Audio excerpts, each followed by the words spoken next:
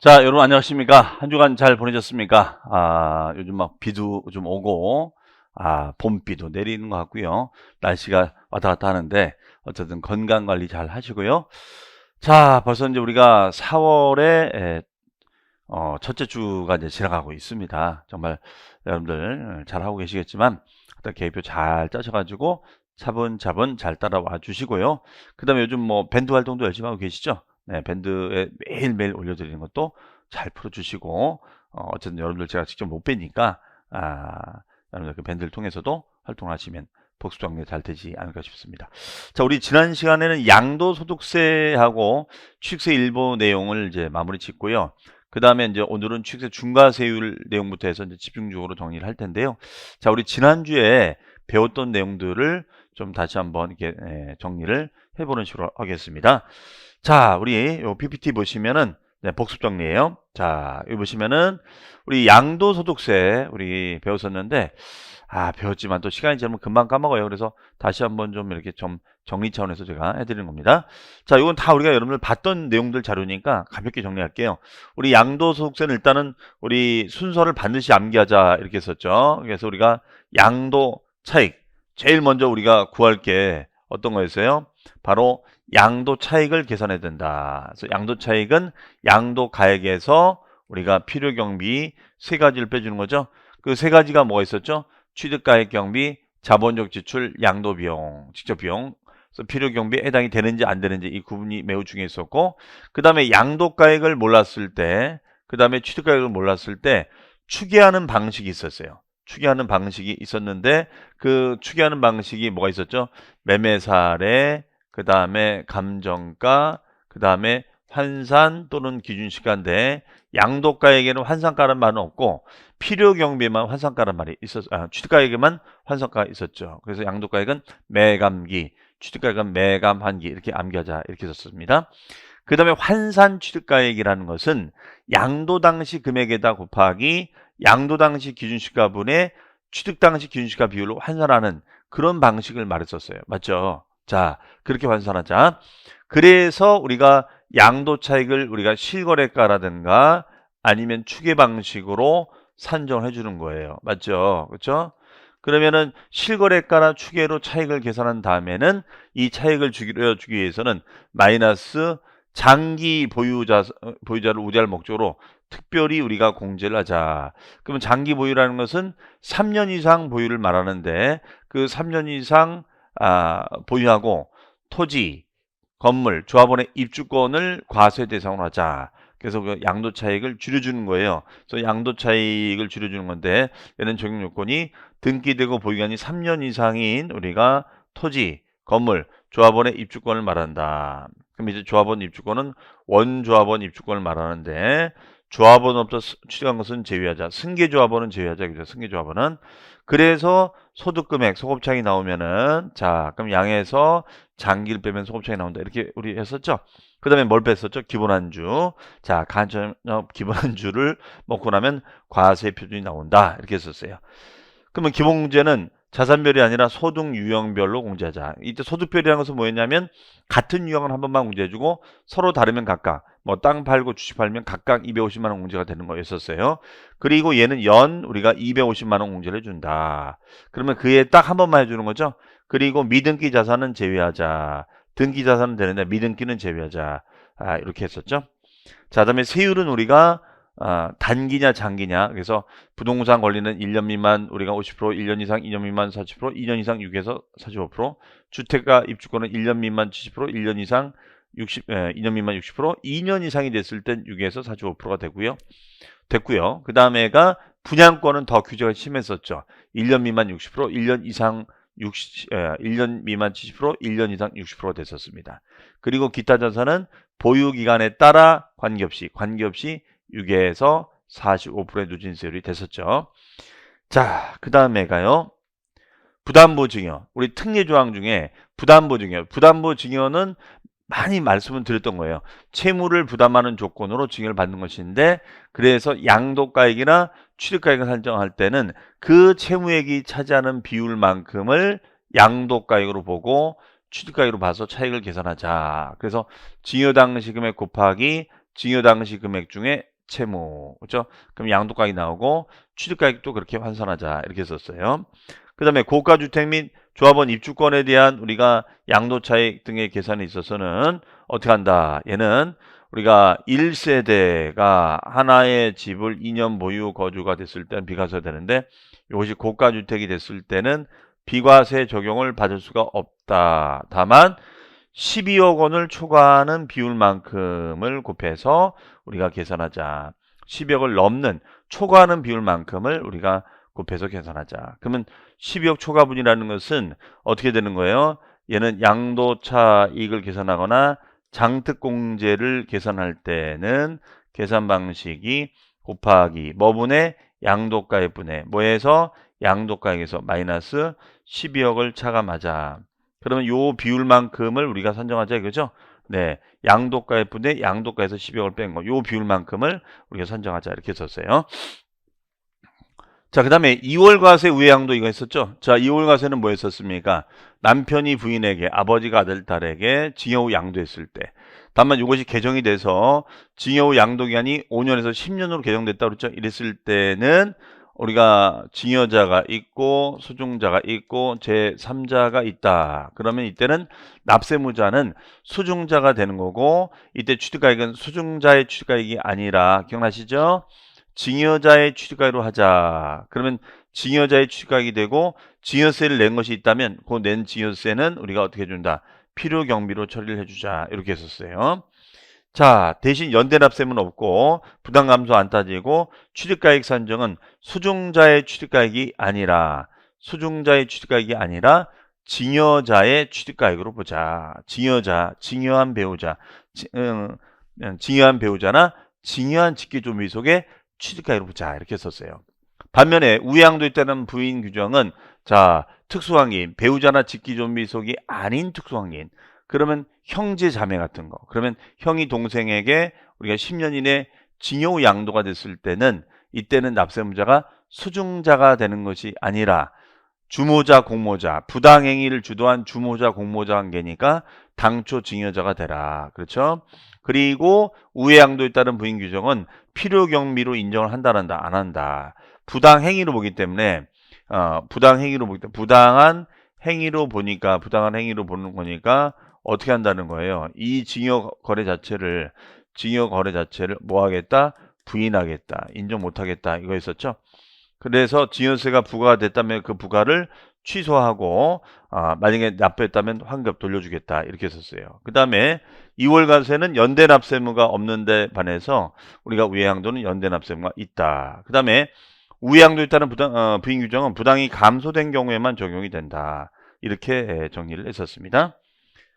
자, 그 다음에 이제 납부 절차. 양도세는 우리가 과세기한 제도가 있었죠.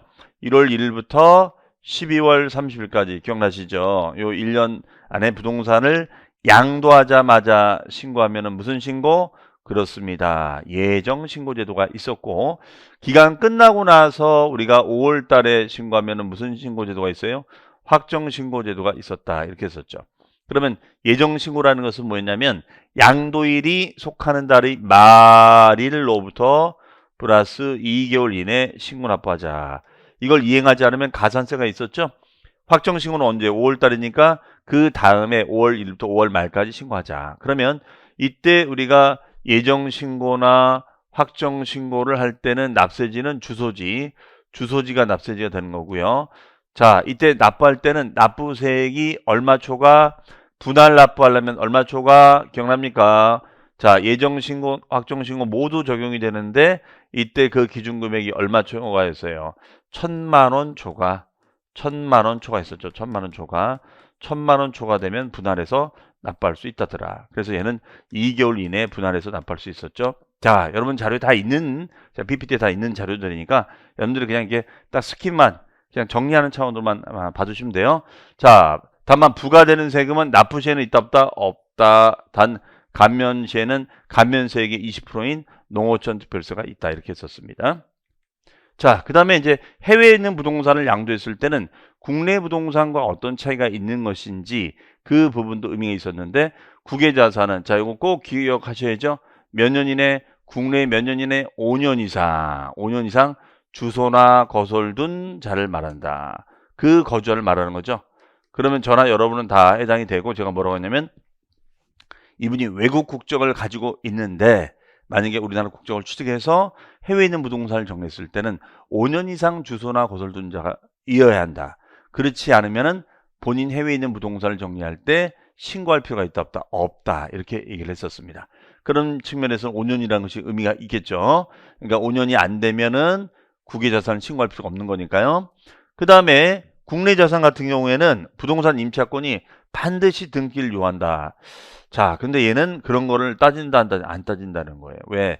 등기라는 제도는 우리나라에 있는 거지 외국에 있는 건 아니었었으니까. 그 다음에 가장 큰 차이가 뭐였냐면 국유자산은 장특공제를 받을 수가 없다는 거고요. 기본공제는 가능하지만 그 다음에 물납이나 분납, 물납은 둘 다 허용되지 않고 분납은 허용된다. 자, 이렇게 했었습니다. 그리고 얘는 등기 보유기간에 관계없이 기본세율이 몇 프로예요? 6에서 45%를 적용한다. 이렇게 했었죠. 중과세율이 없었다. 이렇게 했었죠. 자, 그 다음에 이제 지난주 마지막 부분에서 자, 이것도 우리가 다 배운 거죠.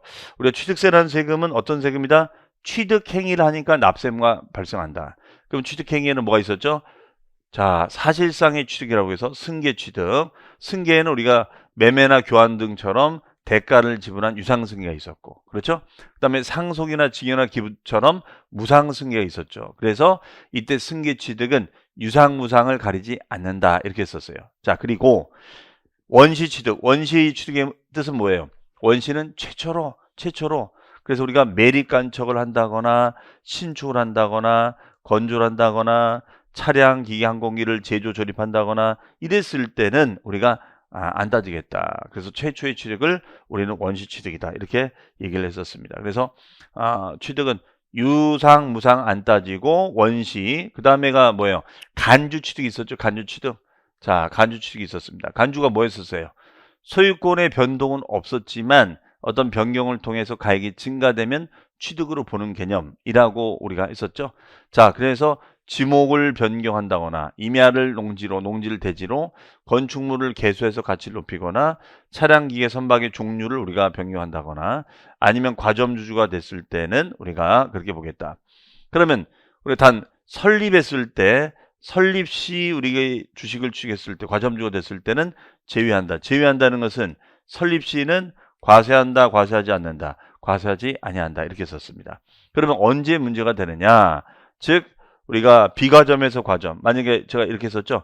지분 비율이 40%였다가 지분이 60% 늘었다. 그러면 비과점에서 과점했을 때는 어떻게 하는 거예요? 취득 가액에다가 자, 우리가 원하는 것은 과점 지분율 곱하기 과점 지분율을 곱하자. 요게 이제 포인트가 되는 거잖아요. 그러면 이때 과점 지분율은 비과점에서 과점일 때는 증가분입니까? 전체분입니까? 빙고. 그렇죠. 전체분 60% 되는 거죠. 그러면 취득가액이 만약에 10억이라고 가져간다면 10억에 60%, 6억이 되는 거죠. 그 다음에 과점에서 과점이 됐을 때 얘가 만약에 60%였는데 얘가 70%가 됐다. 그럼 과점에서 과점이니까 이때는 10%만 납세금을 지면 되겠죠. 그렇죠? 왜냐면 설립 시에는 과세하지 않는다라고 했으니까 이때는 증가분만 과세하면 되겠죠. 그 다음에 과점주주 60%였다가 지분을 30% 팔아서 30%된 거예요. 그러다가 지분을 40% 취득해서 70% 된 겁니다.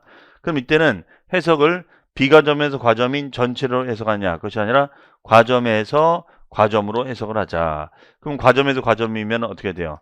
10% 늘어난 것만큼에 대해서만 우리가 납세금을 지면 되겠죠. 이해되시겠죠? 네, 이렇게 하자. 이런 얘기 있었어요.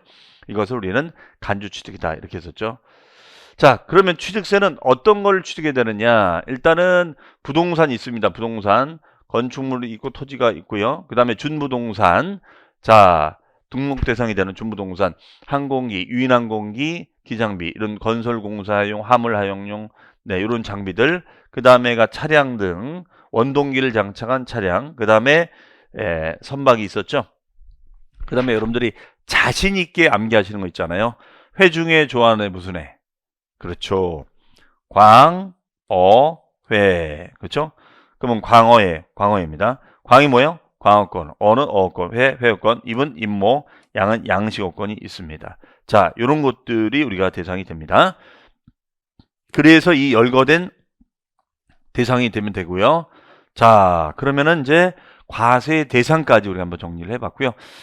그 다음에 이제 과세 표준 세율이 있었는데 어쨌든 요거는 세율을 하면서 또 정리를 해보겠습니다. 자, 이제 우리 본 자료로 가볼까요? 네, 본 자료. 자, 본 자료는 우리가 이제 지난주까지는 기본 세율까지 했었어요. 그러면은 145페이지에 중과세율이 된 내용부터 보도록 하겠습니다.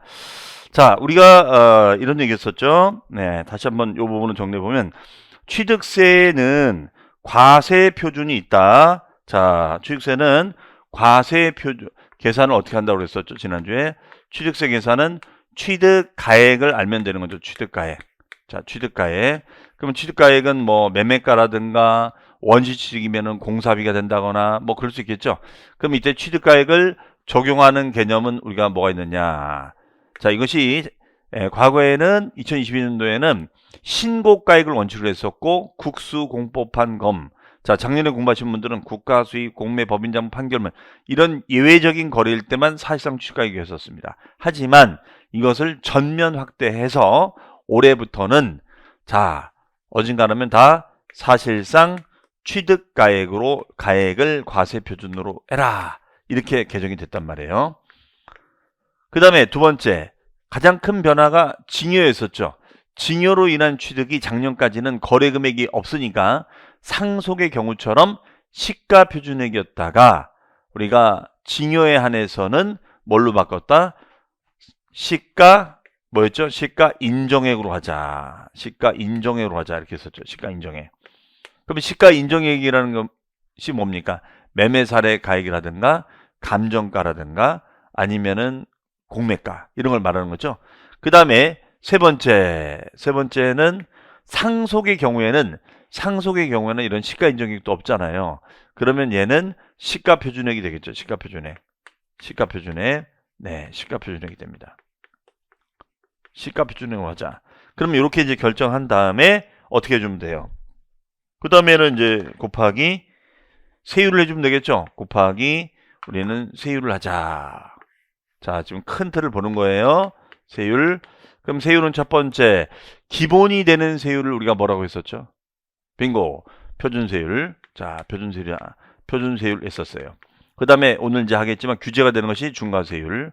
그 다음에 예외적인 취득이 됐을 때 적용되는 것이 특례세율이 있었습니다. 그래서 여기에는 두 가지가 있고 중과세율은 네 가지가 있고요. 자, 표준은 우리가 이제 원시 취득이냐 아니면 승계 취득이냐 이런 것들이 이제 여기에 해당이 되는 거죠. 그래서 우리가 원시일 때는 자, 원빈이 피곤할 때 뭐 마셔요? 원빈이 28병 먹으면 죽으니까 2.8. 자, 유상승계는 제일 높아요. 4%, 유4. 징여는 증3호 3.5, 상속은 상위8 2.8. 그 다음에 농지의 매매는 농3 3%, 농지의 증여는 3.5, 농지의 상속은 농23 2.3%가 됐었습니다.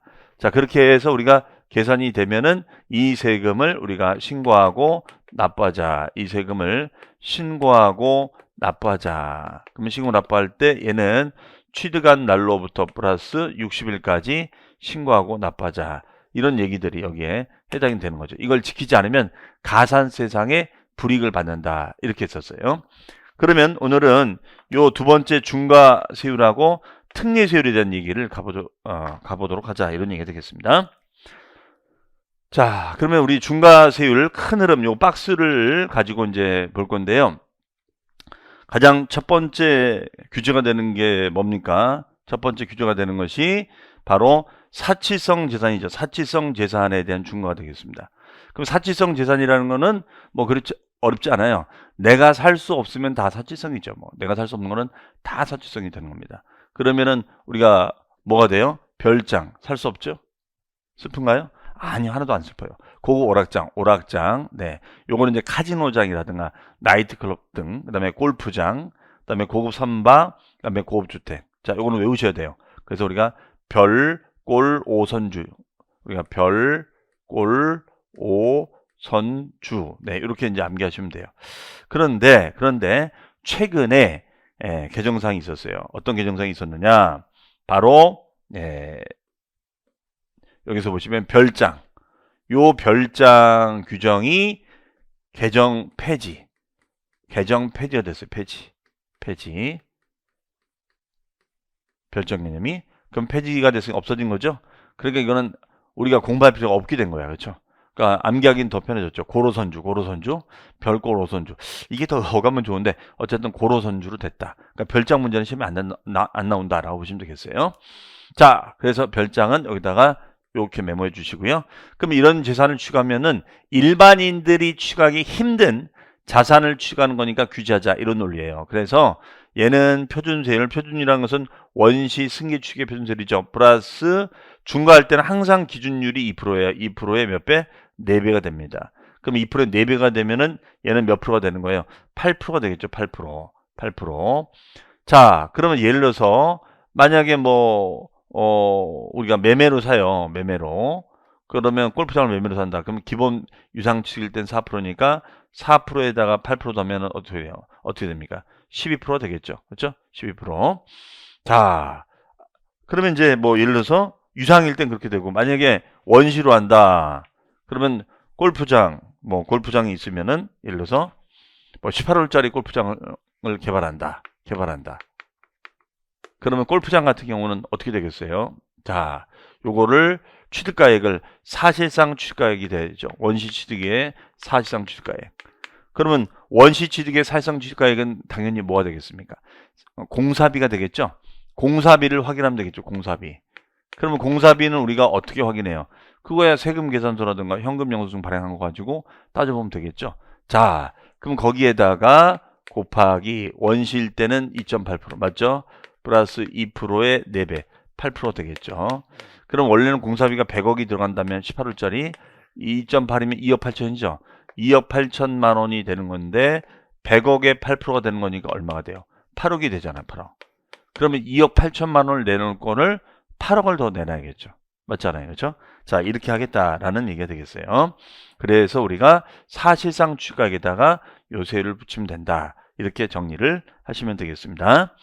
자, 그 다음에 중과기준세율의 용어에 정의했으니까 이건 읽어보시면 되겠고요. 그 다음에 여기 보시면은 참고라고 쓸까요? 중과세율에는 탄력세율을 적용하지 않는다. 원래 우리가 탄력세율은 뭐예요? 플러스 마이너스 50%, 그렇죠? 표준세율에서 플러스 마이너스 50% 범위에서 가감한다고 했는데 이거를 적용하지 않겠다라는 얘기 되겠죠? 자, 그 다음에요. 과밀억제권역의 중과세입니다. 과밀억제권역. 자, 과밀억제권역의 중과세. 얘 같은 경우에는 과밀억제권역. 이때 과밀억제권역은 인구 밀도 높은 지역이죠. 그 지역에다 본점 주사무소. 이때 본점 주사무소가 있는데 본점이라는 것은 요거는 이제 본점이라는 거. 자, 요 본점이라는 것은 영리법인을 말합니다. 영리법인. 그다음에 주사무소는 비영리법인을 말해요. 비영리. 그러니까 영리, 비영리 안 가려요. 자, 그러한 사업용 부동산을 취득하면 규제하자. 그러면은 왜 규제하냐? 인구 밀도가 높아지니까. 사람이 많아지니까 규제하자 이거죠. 같은 맥락, 이런 과밀억제권역에서 공장을 신설하거나 증설을 한다거나 사업용 물건을 취득하는 거예요. 다만 아무리 과밀억제권역이라도 규제하지 말아야 될 지역이 있는데 그 지역이 산업단지, 그 다음에 유치지역, 그 다음에 공업지역. 자, 권장지역은 제외한다. 중과하지 말자 이거죠. 그러면 표준세율 플러스 중과기준세율 2%에 대해서 2배입니다. 그러면 4%를 더 내야 되는 거죠. 그럼 유상이 4%가 되는 거니까 4%에 4%면 어떻게 돼요? 8% 되겠죠. 해석이. 그 다음에 얘하고 좀 비슷한 게 대도시예요. 자, 대도시는 인구 50만 이상의 도시를 대도시라죠. 그런 대도시에서 법인을 설립하거나 지점 또는 분사무소 설치를 했었을 때 휴면법인 인수를 포함한다고 그랬는데 휴면법인이라는 것은 실적은 있는데 지금 쉬고 있는 회사를 말합니다. 자, 설치하는 경우 및 아니면 본점, 주사무소, 지점. 본점에 받는 말이 지점이고 주사무소에 받는 말이 분사무소죠. 이런 대도시로 전입함에 따른 부동산 취득을 한다거나 아니면 대도시에 공장을 신증설할 목적으로 취득했을 때 이때도 규제하자. 그러면 표준세율 곱하기 3배에서 마이너스 기준세율의 2배만큼을 차감한 것을 중과하자. 이렇게 얘기를 하고 있습니다. 어쨌든 입법 취지는 얘하고 얘가 좀 비슷하죠. 그러면은 만약에 얘하고 얘가 동시에 적용이 되면 어떻게 되느냐? 예, 동시에 적용되면은 이때는 이렇게 하지 않고 표준세율에 대해서 3배를 중과해. 3배. 그럼 동시에 적용된다는 게 뭐였냐면, 자, 여기가 예를 들어서 수원이에요, 수원. 그럼 수원이라는 동네는 여러분들 인구 120만 이상의 대도시입니다. 그리고 과밀억제권역 맞죠? 과밀억제권역이에요. 그럼 대도시에다가 수원에다 토지만 구입해요. 땅만 사요. 그러면 얘는 요 중과를 맞는 거예요. 요 중과. 부동산 취득했으니까. 그리고 땅을 팔아버리면 이걸로 끝나는 거예요. 그런데 이분이 and 덧붙여서 과밀적에다가 개발까지 들어가는 거야. 개발까지.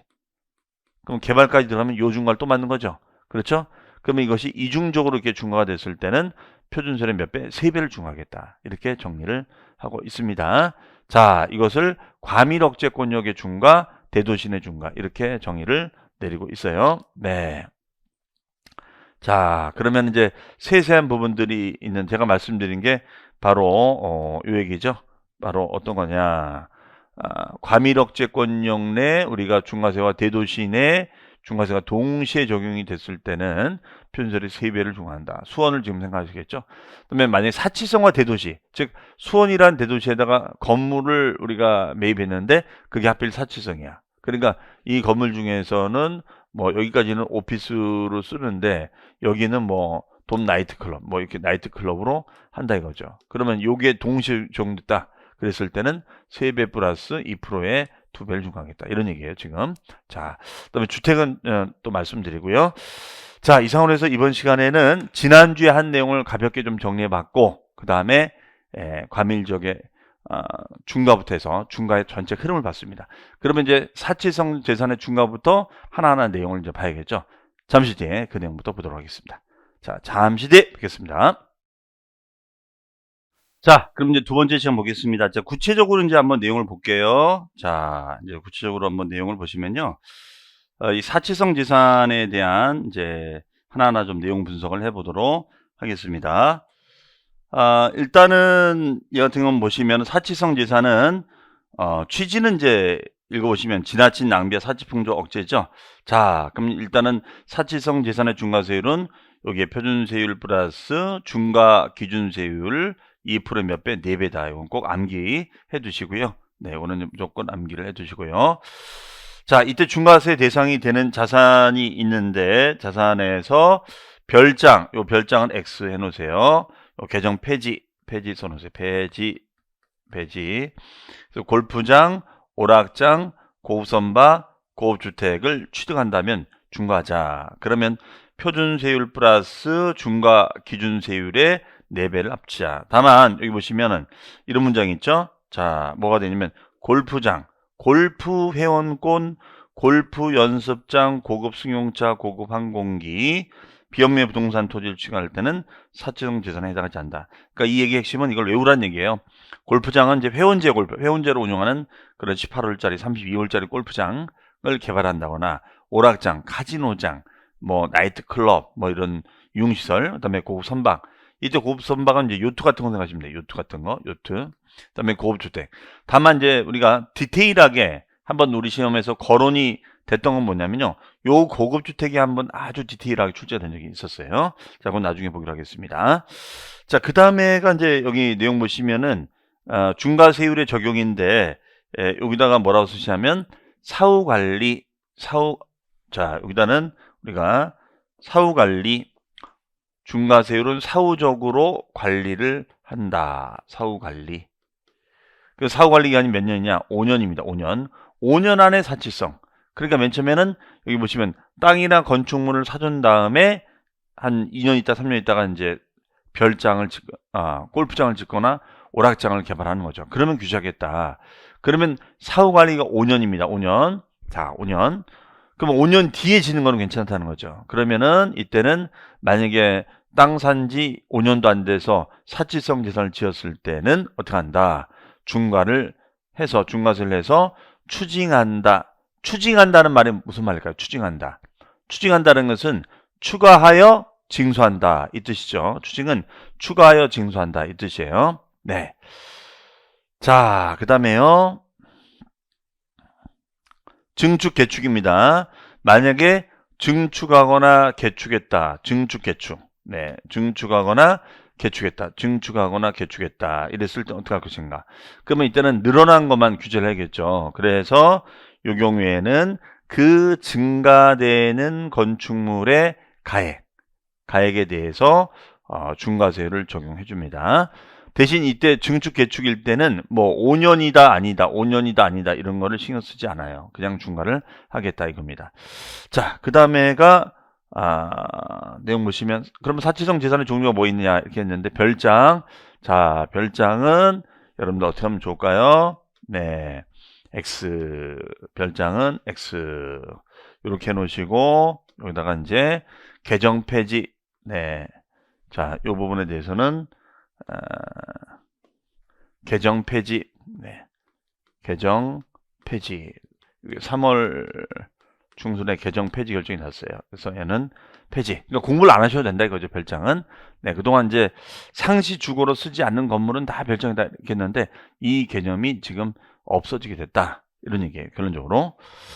자, 그러니까 뭐 우리가 없어지면 공부하기가 좀 편해지는 거 아니겠어요? 그렇죠? 네. 자, 그다음에요. 그래서 넘어갑니다. 그다음에 이제 골프장. 자, 골프장 갑니다. 골프장. 골프장은 뭐냐? 골프장의 정의인데 골프장은 여기 보시면 회원제로 운영하는 골프장 부동산 중에서 우리가 토지나 땅이나 건축물이나 그 토지상의 임목을 말한다. 그러면 이때 우리가 임목이라는 것은 어떤 거냐? 임목이라는 것은 나무죠. 이게 세울립자에다가 나무 목자거든요. 세울립자에 나무 목자. 네. 그럼 이때 임목에는 뭐가 있냐면요. 세 가지가 있어요. 세 가지. 첫 번째가 과일나무가 있고, 그 다음에 임목은 생육을 목적으로 하는 나무가 있고요. 중목은 대나무가 있어요. 대나무. 네. 과수가 있고, 얘는 과수가 있고, 그 다음에 임목이 있고, 중목이 있다. 이렇게 합니다. 네. 이렇게 이해를 해주시면 되겠어요.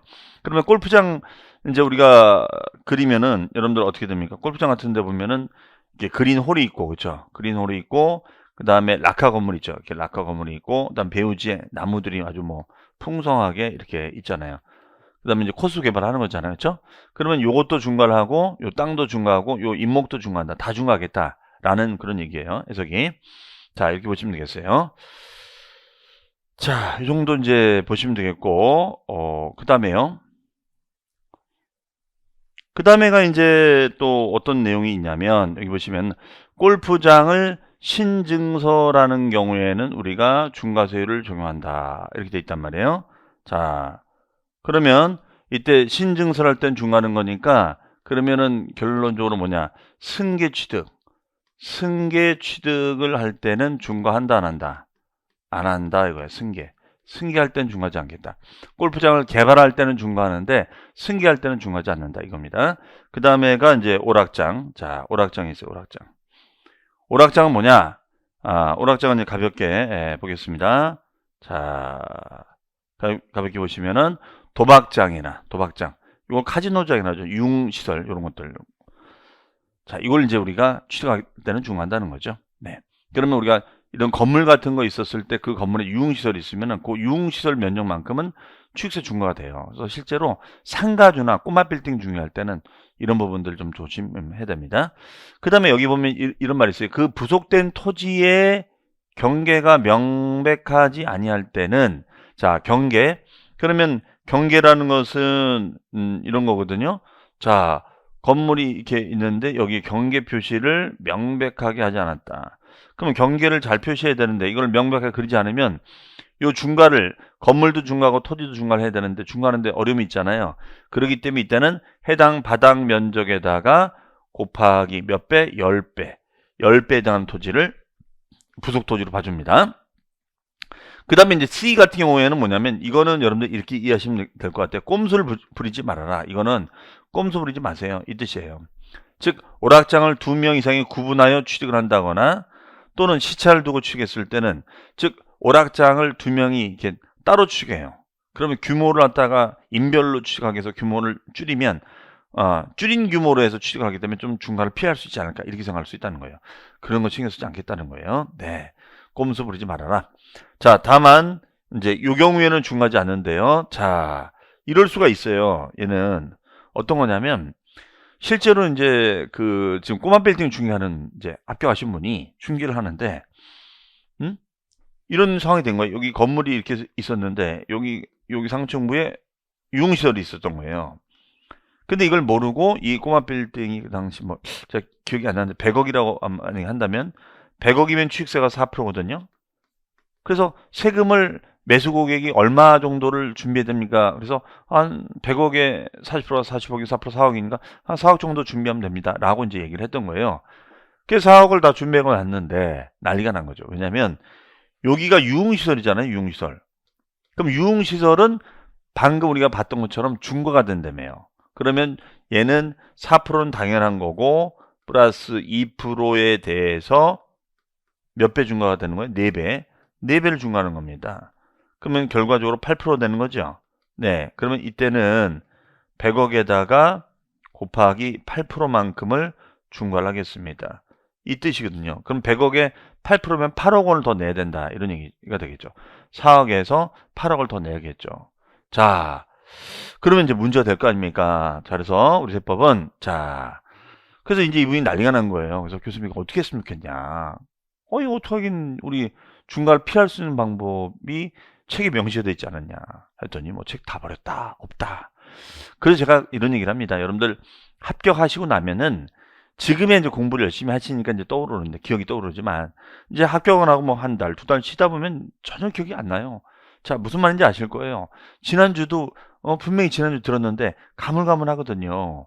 그렇기 때문에 애써서 이제 자격증을 땄으면은 설사 중개업을 당장 하지 않더라도 저는 이제 권장하는 것이 뭐 사이버대학 부동산학과에 뭐 입학을 하셔서 계속 공부를 유지한다든가, 그러니까 꼭 뭐 학교를 졸업한다기보다도 계속 유지하는 거죠. 그러면 그 부동산학과에는 이제 공인중개사 공부했던 내용들을 다시 좀 학문적으로 하는 거기 때문에 도움도 되고요. 그 다음에 거기에는 이제 중개사분들 출신들도 많이 입학을 하세요. 그러면 여러분들 부동산 네트워크도 쌓일 수 있고 하기 때문에 좋지 않을까라는 생각을 해봅니다. 그래서 뭐 요새 뭐 메이저 대학들이 많죠. 네. 뭐 세종대도 있고 뭐 한양대도 있고 뭐 숭실대도 있고, 저는 이제 숭실사이버대에서 이제 강의를 했었는데요. 그런 데로 이제 일하시면서도 충분히 할 수가 있거든요. 그래서 계속 어, 나중에는 이제 그렇게 유지하면서 해야지. 왜? 부동산 정책이 또 세법은 계속 바뀌잖아요. 그러니까 계속 공부를 하셔야 된다. 네. 그래서 합격하고 공부하면 좀 여유 있게 공부를 할 수 있겠죠. 어쨌든 간에 이렇게 중과를 하겠다. 다만 그러면 여기 보시면 중과를 피할 수 있는 게 중과에서 제외되는 조항이 있잖아요. 그 제외되는 조항은 어떻게 돼요? 해당 건물을 취득한 날로부터 플러스 며칠 60일까지 고급 오락장이 아닌 용도로, 그러니까 유흥시설이 아닌 용도로 용도 변경을 용도로 사용하거나 사용하기 위해서 뭐예요? 보통은 이제 용도 변경 공사를 착공하죠. 이랬을 때는 제외하겠다. 중과를 안 하겠다는 거죠. 자, 기본이 60일이다. 다만 상속의 경우에는 상속으로 인한 경우에는 이제 재산권 분쟁 등이 있으니까 시간이 좀 많이 걸릴 수 있잖아요. 그러니까 이 경우에는 상속 개시일이 속하는 날의 말일로부터, 실종이 됐을 땐 실종 선고일이 속하는 날의 말일로부터 플러스 6개월까지 신고하자. 다만 외국에 주소를 두고 있을 때는 9개월까지 연장해 주자. 이렇게 되어 있습니다. 그러니까 상속은 상속 분쟁 때문에 기간을 더 연장해 주는 그런 개념이 되어 있다라고 보시면 되겠어요. 자, 이 내용은 이제 여러분 안 보셔도 될 것 같고요. 자, 그 다음에 쭉 넘어갑니다. 네. 그 다음에 이제 고급 선박이죠. 고급 선박. 고급 선박은 비업무용 선박을 말한다. 업무용 선박이 아니라, 그러니까 요트 같은 거 생각하시면 돼요. 요트. 그럼 시가표 주능이 3억을 넘어가는 선박인데, 실제로 뭐 우리가 선박을 여러분들 뭐 중개 현장에서 다룰 일은 거의 없습니다. 그래서 선박은 이게 가볍게 보시면 되겠어요. 자, 그 다음에 이제 5번 고급주택. 자, 요거는 좀 중요하죠. 내용적으로는 이제 이게 중요한 겁니다. 그래서 고급주택은 전원주택, 고급 전원주택 개발하거나 타운하우스를 개발할 때 쓰일 수 있는 거죠. 그러면 얘 같은 경우는 어떻게 되느냐? 자, 고급주택도 중과가 되는데, 여기도 마찬가지죠. 주택법상 주택을 따라가니까 단독주택과 공동주택이 있고, 얘는 2명 이상이 잘라서 취득하거나 시차를 두고 구분해서 취득했을 때도 중과를 하자. 그 다음에 니은에 보시면 부속된 토지의 경계가 명백하지 아니할 때는, 자, 그러면은 우리가 요 건물이 있으면은 요 경계가 명백하지 않는다 이거죠. 이랬을 때는 해당 바닥 면적에 대해서 곱하기 10배에 해당하는 토지를 부속 토지로 봅니다. 그다음에 역시 얘도 중과에서 제외되는 경우가 있는데 얘도 주거용 건축물을 취득한 날로부터 며칠 60일까지 주거용이 아닌 용도로 쓰거나 아닌 용도로 사용하기 위하여 용도 변경 공사를 착공할 때는 제외한다. 그러니까 얘도 오락장처럼 마음 바뀔 수 있는 기회를 주겠다는 거죠. 그 기회를 60일 주겠다라는 얘기 되겠어요. 자, 그 다음에 여기서 보시면 이제 이런 또 알아둬야 될 그런 지문이 나오죠. 고급 주택은 취득세만 중과세하고 재산세에서는 고율의 세율을 정하지 아니한다. 이런 문제 나오는데요. 자, 그러면 이건 좀 비교해서 보면은 이런 얘기예요.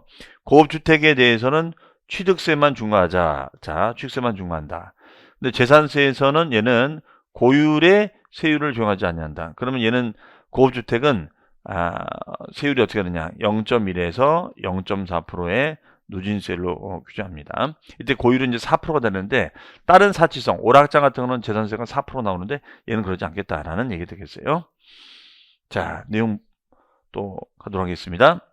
그 다음에 여기서 추가적으로 여기 상속이 됐을 때, 그렇죠? 이 케이스에서 상속이 됐을 때도 상속 개시일이 속한다는 말로부터 실종이 되면은 그 말로부터 6개월까지 우리가 변경해서 해주면은 중과를 안 하겠다. 이런 얘기 되겠습니다. 자, 이렇게 되고요. 그 다음에 여기는 박스에 있는 내용이 바로 그 디테일한 그 내용이 되겠습니다. 자, 이 부분에 대해서도 한번 살펴보는데요. 요거는 이제 뭐냐면 바로 자, 여기다 별 표시 하나 해볼까요? 별 표시 하나. 자, 이 세부적인 조건이 한번 시험에 나온 적이 있었어요. 그러면 고급 주택의 세부적인 조건은 뭐냐? 여기 보시면 단독 주택의 조건이 있죠. 단독은 한 구의 건축물 연면적은 전체 면적이죠.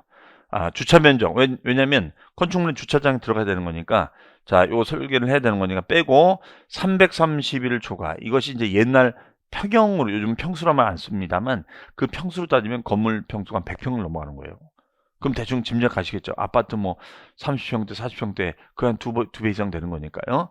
그리고 주택의 취득 당시 시가 표준액이 얼마? 9억을 넘어가는 주택을 말합니다. 그 다음에 이게 이제 1번 조건이 되고요. 그 다음에 2번이 이거예요. 만약에 1번 조건을 들이댔는데 이게 안 맞는다. 그러면 두 번째 조건인 대지 면적의 662 초과. 이걸 보자 이거예요. 그러면 요 면적의 몇 배예요? 2배가 되죠? 2배. 그러면 662제곱미터를 초과하는 주거용 건축물과 토지로서 시가표준액이 9억을 넘어가는 주택을 말합니다. 그 다음에 이제 세 번째 조건은 이거예요. 세 번째는 호화시설 요건입니다. 호화시설 요건. 그러면 그 호화시설 요건이 엘리베이터가 있어요. 엘리베이터. 대신 그 엘리베이터는 적자 중 200kg 이하의 소형 엘리베이터는 제외를 해줍니다. 그리고 주택의 취득 당시 시가표준액이 9억을 넘어가는 거. 네. 그 다음에 이제 4번 조건이 있는데 요 4번 조건 같은 경우에는 얘는 뭐냐? 면적 안 따져요. 면적 안 따지고 가액 안 따져요. 그래서 요 4번이 좀 중요한 겁니다. 바로 에스컬레이터라든가 자, 이런 호화시설 67제곱미터 이상의 수영장 시설이 있었을 때는 이것만으로 중과하겠다. 그러면 이 얘기의 요지는 뭐냐면 예를 들어서 자 보세요. 자, 첫 번째 케이스 얘가 건물 면적이 340제곱미터가 되고요. 그 다음에 요 주택 가격이 10억 원이에요. 그럼 얘는 고급주택인가요? 그렇죠. 3, 3일 초과했으니까 5. 자, 근데 두 번째는 얘가 330제곱미터가 되고요. 그 다음에 요 가격이 10억 원이에요. 얘는 고급주택일까요? 아니죠. 왜? 3, 3일 넘지 않았으니까. 그렇죠? 자, 이해하셨죠? 그런데 만약에 요 대지 지분이 670제곱미터가 나왔다. 그러면 얘는 661을 넘었죠. 그렇죠? 그럼 이 조건은 만족이 안 됐다 하더라도 어때요? 요 조건은 만족이 되거든요. 요 조건은. 그러면 662제곱미터 초과하고 10억이니까 9억 초과잖아요. 그러면 이 경우에는 어떻게 된다? 종합부동산세가 나온다 이거. 중과를 한다 이겁니다. 이해하시겠어요? 자, 이거를 이해를 하셔야 돼요. 이렇게 숫자로 사례를 들어서 물어볼 수 있습니다. 그 다음에 세 번째는 뭐냐면 이거죠. 얘가 330제곱미터하고 요 대지 지분이 660제곱미터야. 자, 이럴 수 있죠. 그러면은 얘는 662 초과하지도 않고 331 초과하지도 않았단 말이에요. 그러면 이 상태에서 얘가 10억짜리다. 그러면은 여기서는 중과가 안 되는 건데, 다만 여기에 수영장 시설이나 에스컬레이터를 설치하면은 이 사실만으로도 중과를 할 수 있다, 이런 얘기예요, 해석이. 그래서 이런 내용들이 고급주택의 중과다라고 얘기를 하고 있습니다. 자, 그래서 이거 해석할 줄 아셔야 돼요. 자, 그 다음에가 이제, 그럼 단독주택은 이렇고, 공동주택은 더 간단하죠. 공동주택 같은 경우에는 건축물 연면적이 245, 복층형은 214로 하되 한 층의 면적이 2, 4, 5를 초과하는 것은 제외한다. 그럼 복층형이랑은 뭐예요? 계단 면적이죠. 계단 면적이 있는 거죠.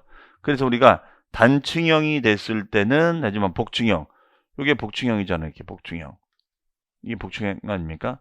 계단 면적이 이렇게 있었을 때, 이때는 274제곱미터를 초과해야 되는 거죠. 네, 이걸 초과했을 때. 이렇게 하잖아요. 그렇죠? 네. 그리고 주택가액이 10억. 얘는 9억을 넘어야 되는 거죠. 자, 이렇게 됐을 때. 이렇게 합니다. 그다음에 다가구. 다가구는, 자, 이거 좀 주의를 하셔야 되는데, 자, 이거 주의하셔야 돼요. 주의.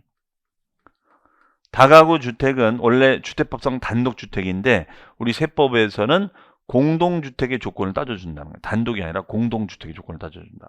그 이유가 뭐냐면요. 방금 우리가 그 단독주택의 고급주택을 보시면은 이런 조건이 있었거든요. 여기 보시면은 에스컬레이터나 수영장. 그러면 우리 원룸 다가구의 에스컬레이터, 원룸 다가구의 수영장, 이런 집이 있나요?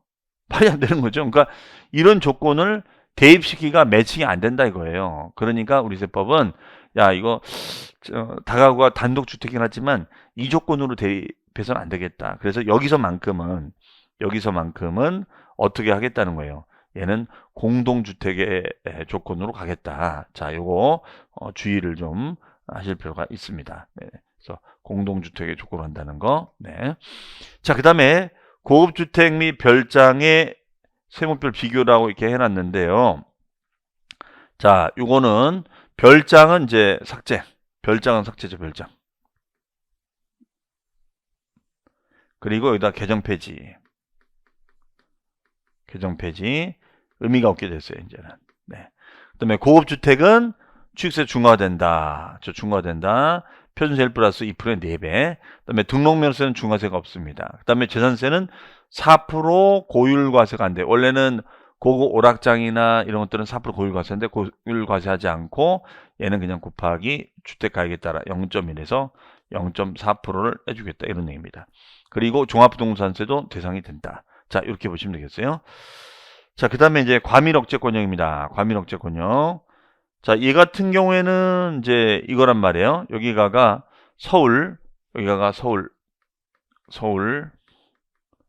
그 다음에 경기, 그 다음에 인천, 서울, 경기, 인천이에요. 네, 여기가 과밀억제권역입니다. 여기가 과밀억제권역이에요. 과밀억제권역. 여기가 과밀억제권역입니다. 이런 과밀억제권역에 우리가 개발을 하는 거예요. 개발. 뭘로 개발하느냐? 바로 이런 공장, 네, 공장 건물로 개발하거나 아니면 본점, 네, 본점으로 개발하거나 아니면 주사무소로 개발을 하는 거예요. 네. 그러면 이거 규제를 하자. 그러면 공장으로 개발하거나 본점이나 주사무소 개발하면 이거 중과 규제를 하겠다 이겁니다. 그래서 이걸 개발하게 되면은 뭘 초래한다? 과밀을 초래한다. 이거 과밀, 인구 과밀을 초래할 수가 있다. 그래서 얘는 규제하자 이겁니다. 그러면 과밀을 규제하는 것인데, 그러면 인구 밀도 높아지는 거잖아요. 그렇죠? 자, 그래서 이랬을 때는 어떻게 한다? 표준세율에다 플러스 중과 기준세율에 대해서 100분의 2배, 2배를 중과하자. 이렇게 얘기합니다. 그래서 이 내용이 나오는 거죠. 바로 이 내용이 나옵니다. 표준세율 플러스 중과 기준세율의 2배를 중과하자. 이렇게 돼 있죠. 자, 그러면 디테일하게 한번 좀 내용을 보자 이거예요. 그럼 여기서 보시면은 첫 번째 내용이 나오는데요. 자, 첫 번째 내용을 보시면은 본점. 자, 본점은 뭘 말하냐면 영리법인을 말합니다. 본점은 영리법인을 말하고요. 그 다음에 주사무소는 비영리법인을 말합니다. 그럼 얘는 지금 규제하는 이유가 영리, 비영리 안 가리겠다는 거예요. 영리, 비영리를 안 가리겠다. 즉, 과밀억제권역에서는 영리가 들어오든 비영리가 들어오든 규제하겠다는 거예요. 그래서 거기다 본점이나 주사무소를 신축하거나 증축, 개발하면 중과하자 이거야. 개발하면 중과하자. 이런 얘기 되겠습니다. 다만 이제 신탁법에 따라 신탁한 재산도 포함하자 이겁니다. 네.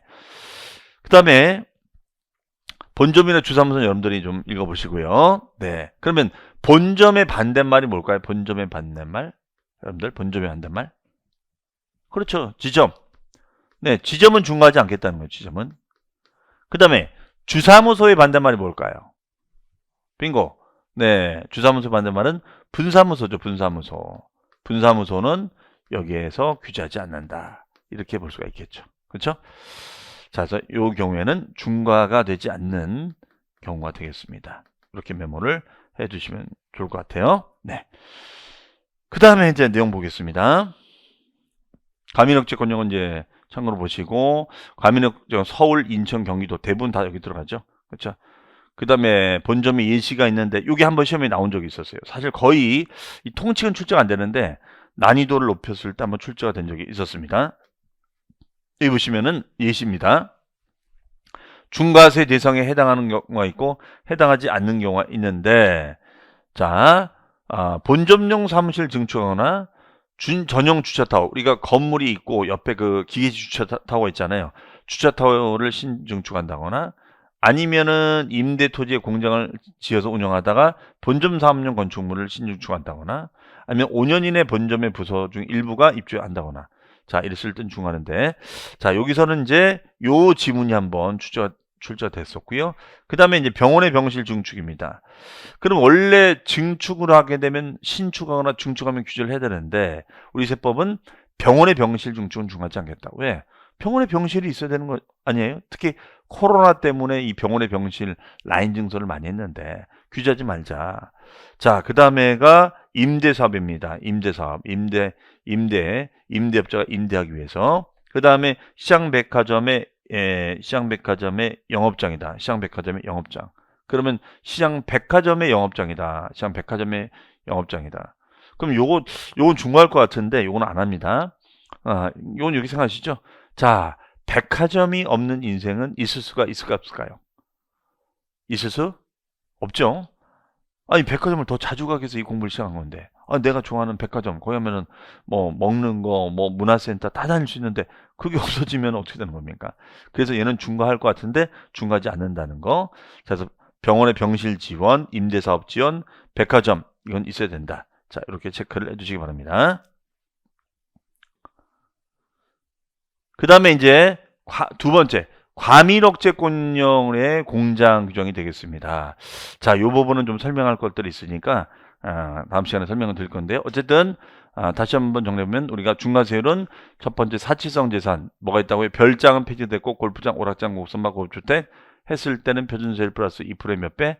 4배. 그 다음에 서울, 경기, 인천 지역이 과밀억제권역이죠. 거기다 공장을 지어요, 본점을 지어, 주사무소를 지었을 땐 표준세율 플러스 2%의 2배 중과. 그 다음에 대도시 내 부동산 취득했을 때는 표준세율의 3배에서 마이너스 2%의 2배를 중과하자. 이렇게 했었습니다. 그 다음에 과밀지역과 대도시가 동시에 적용됐을 때 수원 생각하시면 되겠죠? 그러면 수원에 땅 사고 개발까지 들어가면 동시 중과, 세입표준세율의 3배를 중과하자. 이렇게 했었습니다. 그 다음에 별장은 폐지가 됐고 골프장은 회원제로서 신증설지만 승계할 땐 중과하지 않고, 오락장도 중과하지만 60일 이내 용도 변경 등 하면 가능하다. 상속은 6개월.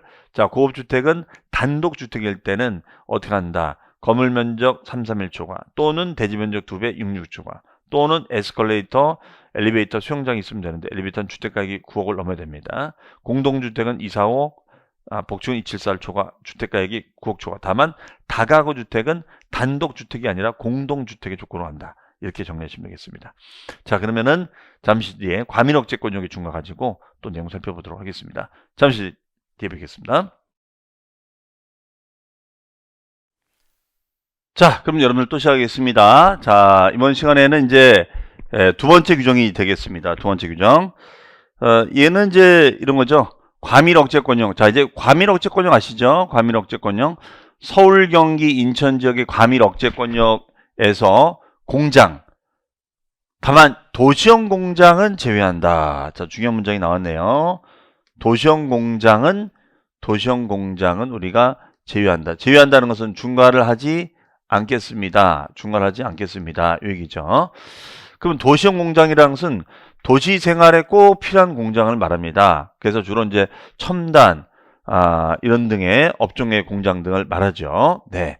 이 도시형 업종이 한 뭐 30 몇 가지가 돼요. 이제 이거는 실무적으로는 이제 우리가 보통 이제 공장 창고 있죠? 공장 창고 중개를 전문적으로 하는 데에서는 이게 꼭 알아야 되는 사실은 규정입니다. 네.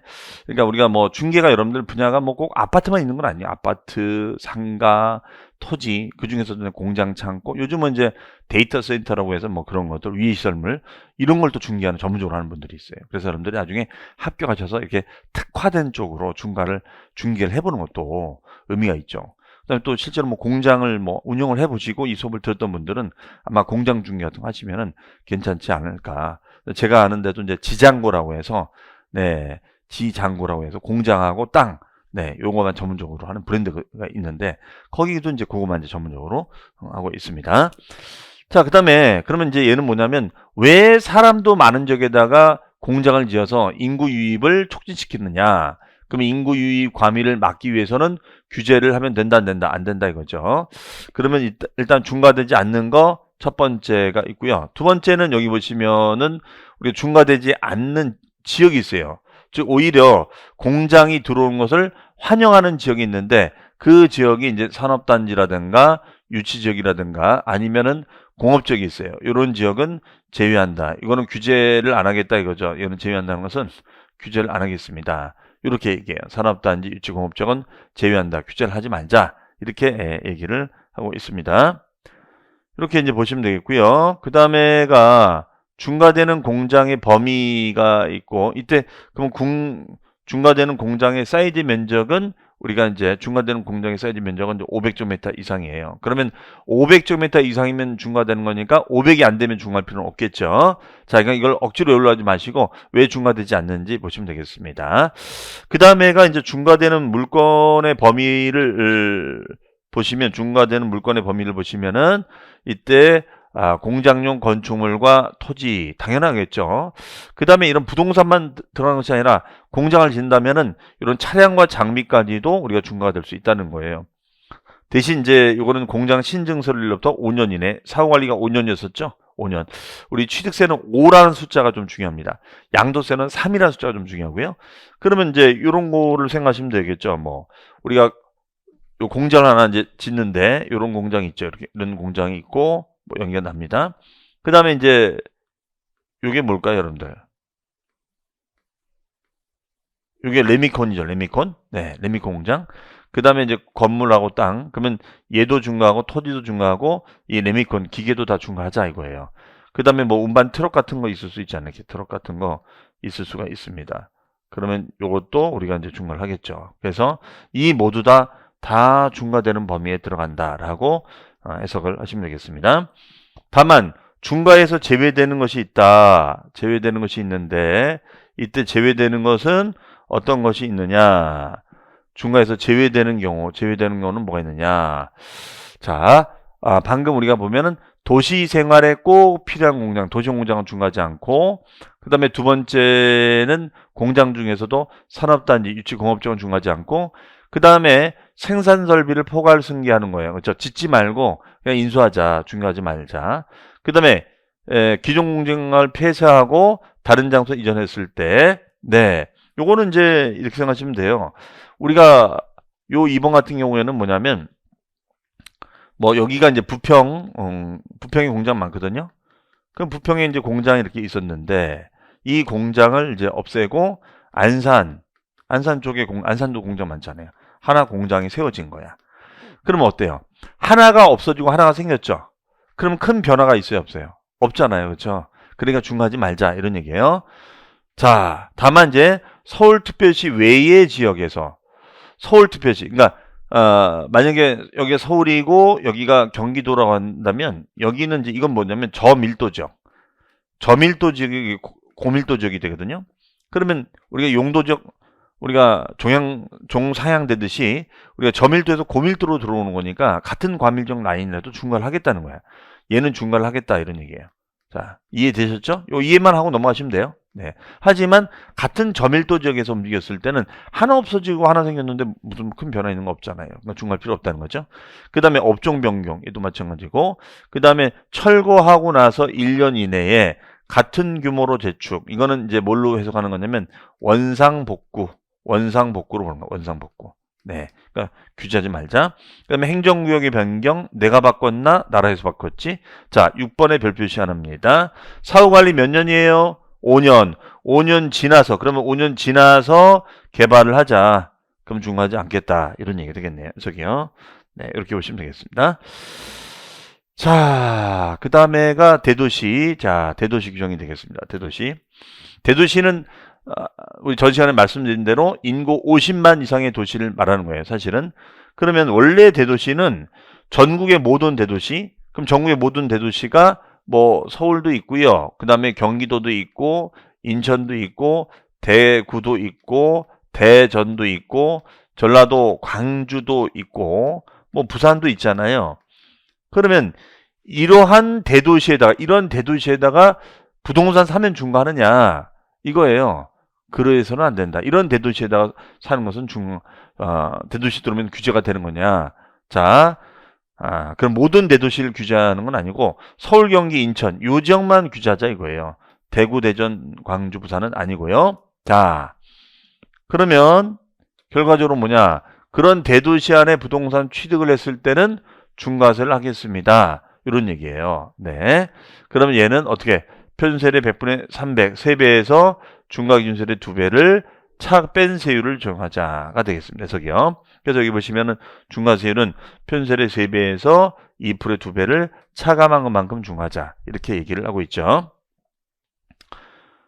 그러면 이때 중과세 대상이 되는 우리가 부동산은 어떻게 되는? 중과세 대상이 되는 부동산은 우리가 어떻게 되느냐? 중과세 대상이 되는 부동산 같은 경우는 대도시 내 법인 설립할 목적으로 부동산을 취득한다거나, 자, 지점이나 분사무소 설치를 할 때 부동산 취득한다거나, 아니면은 우리가 대도시를 전입할 목적으로 취득했을 때, 어쨌든 중과하자. 그러나 모든 지역이 아니라 어디요? 서울, 경기, 인천 지역. 네, 이렇게 얘기를 하시면 되겠어요. 그다음에 휴면법인은 여기 보시면 휴면법인도 포함한다. 이거는 뭐냐면 실적은 있는데 활동하지 않는 거예요. 그러니까 이게 무슨 말이냐면 과거에는 이게 휴면법인 있죠. 휴면법인 같은 거를 펀드 회사들이 헤지펀드라든가 이런 투기성 펀드들이 이걸 인수해서 대도시는 이제 건물 같은 걸 매입해서 임대 관리하다 엑시트를 하는 이런 게 많았거든요. 그래서 이거를 규제하기 위해서 안 되겠다. 이런 휴면 우리가 현장에서 깡통회사라고 하는데 이런 깡통회사 같은 거 인수해가지고 거기다 자본 투입해서 증자해가지고 부동산 매입을 들어가니까 이렇게 꼼수를 부리는구나. 그래서 지금은 휴면법인 인수 상태에서 매입을 해서 등기를 쳐도 중과를 하겠다라고 얘기를 하고 있습니다. 그렇게 이해를 하시면 되겠어요. 그래서 휴면법인은 해산법인이라든가 폐업한 그런 법인 등을 말한다. 자, 넘어가겠습니다. 이 자체가 중요하진 않고요.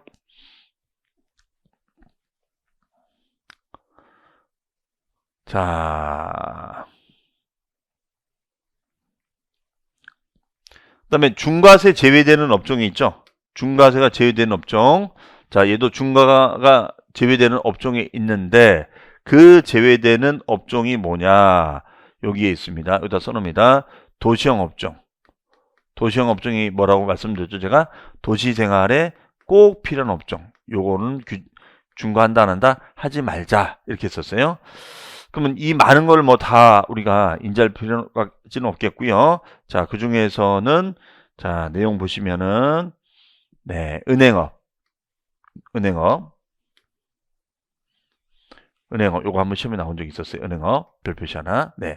그러면 우리가 예를 들어서 경남은행 아니면 뭐 대구은행 이런 데들이 뭐 을지로나 이런 데서 건물 매입해서 등기를 냈다. 규제한다 안 한다. 하지 않겠다. 이런 얘기예요. 해석이요. 그 다음에 전기통신 사업이라든가 자, 그 다음에 또 내려가시면 유통산업, 그 다음에 농수산물 도매시장. 네, 우리 양재동에도 농수산물 시장이 있거든요. 그런 데들, 이런 운송은 어쩔 수 없잖아요. 그 다음에 의료. 자, 병원들을 우리가 많이 졌죠. 그럼 지방에 있는 병원들이 서울, 경기, 인천 지역에다가 병원을 갖다가 짓거나 매입해서 취득했다. 이거 규제하지 않겠다라는 그런 얘기가 되겠습니다. 자, 그렇게 보시면 되겠고요. 그래서 병원이나 유통, 그 다음에 금융업, 그 정도 기억해 주시면 될 것 같아요. 나머지는 생략을 하도록 하겠습니다. 자, 그 다음에 이제 얘도 이제 또 뭐가 있습니까? 대도시내, 아까는 대도시내 우리가 법인 설립 목적으로 부동산 취득했을 때고, 이번에는 공장을 신증사를 목적으로 부동산 취득 등기를 냈을 때, 네, 그러면 공장 부지를 우리가 매입한다거나 본점, 지점 용도의 부지를 매입한다. 이거 다 중과하겠다는 거죠. 자, 다만 얘도 어디에 유치지역, 공업지역은 제외한다. 그다음에 도시형 업종은 역시 제외한다. 이거는 우리가 취득세에서도 그 앞에 개발했을 때도 이런 권장적은 중요하지 않는다라고 했었죠. 그 다음에 이제 세율의 적용이 있는데요. 요거는 뭐였냐면, 요거는 우리가 중과세율 사후관리. 자, 이거는 중과세율 사후관리가 되겠죠. 중과세율 사후관리. 네. 중과세율 사후관리다. 이렇게 보시면 되겠습니다. 그럼 사후관리 기간이 몇 년이냐? 얘는 토지 건축물 취득한 후 5년 이내에 다음에 어느 하나 중과 대상이 됐을 때는 추징한다. 추징이 뭐예요? 추가하여 징수한다. 추가하여 징수한다. 이 뜻이 되겠죠. 네, 이렇게 보시면 되겠어요. 그 다음에요. 취득 후 5년 이내 용도 변경이 됐을 때는 전체 가액을 중과하자. 네. 그러니까 맨 처음엔 땅 산 다음에 나중에 3년 있다가 2년 있다가 중과 대상이 된 거야. 그러면 전체 가액을 중과한 다음에 좀 낸 거는 추징 빼야겠죠. 그 다음에 5년 지나서 용도 변경했을 때는 중과세율이 있다 없다? 없다. 자, 그래서 추가 납부세액은 과세 표준에다가 해당 중과세율을 곱한 다음에 이미 납부한 세금이 있다면 이 이미 납부한 세금은 차감을 시켜주자. 그래서 우리가 추가해서 납부세액을 우리가 내라, 이런 얘기 되겠습니다. 이걸 우리는 추징이랍니다. 추징, 추가징수. 그 다음에 이제 요 내용도 우리가 했었죠. 처음부터 얘는 사치성 재산이었단 말이에요. 근데 증축, 개축, 개수가 됐어. 이때는 5년이라는 거 안 따지고 어떻게 한다고요? 증가되는 가액 전체에 대해서 우리가 중과세율을 적용을 해준다가 되겠죠. 그렇죠? 자, 그래서 우리가 맨 처음에는 땅이나 건물 사두고 5년 이내 중과세 대상이 됐을 때는 전체 가액, 왜 한 번도 중과된 적이 없으니까 전체 가액에 대해서 중과를 하는 것이고, 증축 개축이 됐을 때는 당연히 늘어난 것만 중과해야겠죠. 그러니까 증가된 가액에 대해서만 중과를 해주면 되겠죠. 해석이. 네, 이렇게 보시면 되겠어요. 그 다음에 이제 그 3번 조항의 의미는 뭐냐면, 역시 이건 이해를 하고 넘어가시면 되는데, 이겁니다. 우리 이런 거 배웠었죠. 자, 3번. 건물이 있다. 그 다음에 은행이 있다. 맞죠? 그럼 은행에서 뭘 설치해요? 금고를 설치하잖아요. 금고 설치합니다. 그러면 요 건물주가 있잖아요. 건물주. 그러면은 이때는 가설자 은행과 건물주, 자, 금고 설치자와 건물주가 다르다면, 가설자와 다르다면 누구에게 부과한다? 가설자다, 건물주다. 건물주를 뭐라고 배웠다? 주체 구조부 취득자, 주요 구조부 취득자를 말하는 거죠. 자, 그러면 얘가 이제 뭘로만 바뀐 거예요? 공장으로만 바뀐 거죠. 뭐 공장. 맞잖아요. 그러면 얘 같은 경우에는 어떻게 돼요? 자, 똑같은 얘기지요. 예, 얘는 과세 물건의 소유자, 공장의 소유자와 공장을 신설 증설한 자가 다를 때는, 그러면 가설자가 낸다, 소유자가 낸다. 가설자 내는 것이 아니라 소유자가 낸다가 되죠. 그렇죠? 네, 그러니까 여기도 그 사업용 물건의 소유자에게 중과를 하자. 이해되시겠죠? 자, 이해하고 넘어가시면 되겠어요. 자, 제가 이 문장을 자꾸 체크해드린 이유는 뭐냐면, 우리 시험 문제가 단순 이렇게 딱 짤막하게 단문식으로 안 나와요. 요즘은 이렇게 이 법조항, 자, 16조 3항 이걸 그대로 떼다가 이 문장 살짝 바꾸는 거야. 그렇기 때문에 여러분들이 기본서를 이제 양이 많으니까 이제 안 보시려고 이제 자꾸 하시는데, 지금 아니면 볼 시간이 없어요. 그러니까 지금 이 수업 때라도 제가 이 문장을 체크드릴 때 이걸 보면서 이해하고 넘어가자. 자, 최대한 우리 암기량을 줄이고 이해하고 넘어가야 돼요. 그래야지 다른 것도 외울 거 아닙니까? 뭐 중개사법은 좀 다 외워야 되는데, 그 사람들이 세법도 개념 이해가 되면 나중에 외우시긴 하는데, 키워드를 잘 이해하는 연습을 지금 좀 이해하는 연습을 해야지 나중에 이제 여름 때 가면 이거 이해할 정신이 없어요. 그냥 무조건 외워야 되거든요. 네. 자, 근데 요즘 시험 문제가 이렇게 긴 지문으로 핵심어를 공략하는 그런 패턴 문제들이 많이 나오기 때문에 우리가 읽어드리는 겁니다. 자, 그 다음에요. 네, 4번 건너뛰고요. 5번 갑니다. 5번은 같은 취득 물건에 대해 둘 이상의 세율이 해당됐을 땐 그중에 높은 세율이다. 그러니까 이건 예를 들어서 이런 거예요. 여기가 대도시내 부동산 취득합니다. 그럼 대도시 부동산 취득하면 표준세율에 대비해서 마이너스 2% 2배를 중과하는데 그 대도시에 취득하는 물건이 사치성 재산이 있었던 거야. 그러면 둘 중에 어떤 게 높아요? 대도시 중과가 높아요? 사치성 중과가 높아요? 사치성 중과가 높죠. 그러한 경우에는 그 둘 중에 높은 세율을 해주자 이런 얘기예요. 해석이. 자, 그 다음에 여기 이런 말 했어요. 동시에 적용됐을 때는 표준세율의 3배다. 이거는 우리가 가로 1, 2와 4. 2와 4가 뭘까요? 2와 4, 2와 가로 2와 4. 네. 가로 2가 요거하고 4번이 되겠죠. 이렇게 동시 중과가 됐을 때는 그렇죠? 자, 3배가 중과된다. 사치성 재산과 법인 취득이 중과됐을 때는 우리가 4배 중과한다. 자, 요거는 여러분들 그냥 참고 머리 아프시면은 이거 안 보셔도 돼요. 머리 아프시면은 이거 6번 안 보셔도 돼요. 이렇게 가지고 출제적은 없으니까 과감하게 버리겠습니다. 자, 그럼 여기서 이제 한번 시험 나온 거를 한번 볼게요. 자, 아주 간단하게 나오는데 이렇게만 나와도 23회 때만 해도 벌써 10년 전이죠. 이렇게만 나와도 우리가 풀만해요. 자, 보시면 표준세율과 중과기준세율의 4배를 합한 중과세율이 적용되는 대상은 모두 몇 개인가? 자, 요즘 문제가 이렇게 골라보시면 좀 많이 나오거든요. 그럼 얘는 뭐가 있어요? 별장, 골프장, 고급주택, 오락장. 얘 아니잖아. 그렇죠? 과밀지역의 중과는 표준세율 플러스 2% 2배니까 그럼 4개란 말이에요. 답은 4번이 되는 건데 이제 별장이 어떻게 됐습니까? 자, 개정 써놓으시고 폐지. 시험 문제는 이제 이 별장 문제는 시험에 출제가 안 될 겁니다. 네, 이렇게 메모해 두시면 되겠죠. 그러면 이제 요게 해당이 없으면 이제 3개만 되겠죠. 그렇죠? 자, 이렇게 메모해 두시고요. 네. 자, 그다음에가 이번에는 우리 밑에 있는 문제를 보죠. 중과세율. 지금 오늘 중과세율 하고 있으니까. 자, 내용 보겠습니다. 중과세율에 대한 설명 중 틀린 것은 1번 과밀억제권역 내 서울특별시 이외의 지역, 저밀도 지역에서 이거 뭐라고 했냐면 제가 저밀도 지역에서 서울특별시 내 고밀도 지역으로 옮겨갔어요. 마치 종사양된 것처럼 이랬을 땐 규제해야 되는 거죠. 같은 경기도 저밀도 지역에서 움직였을 땐 규제하지 않지만 고밀도 지역으로 공장이 전입해서 들어왔으니까 중과하지 않는다가 아니라 중과한다가 되죠. 중과한다. 그렇죠?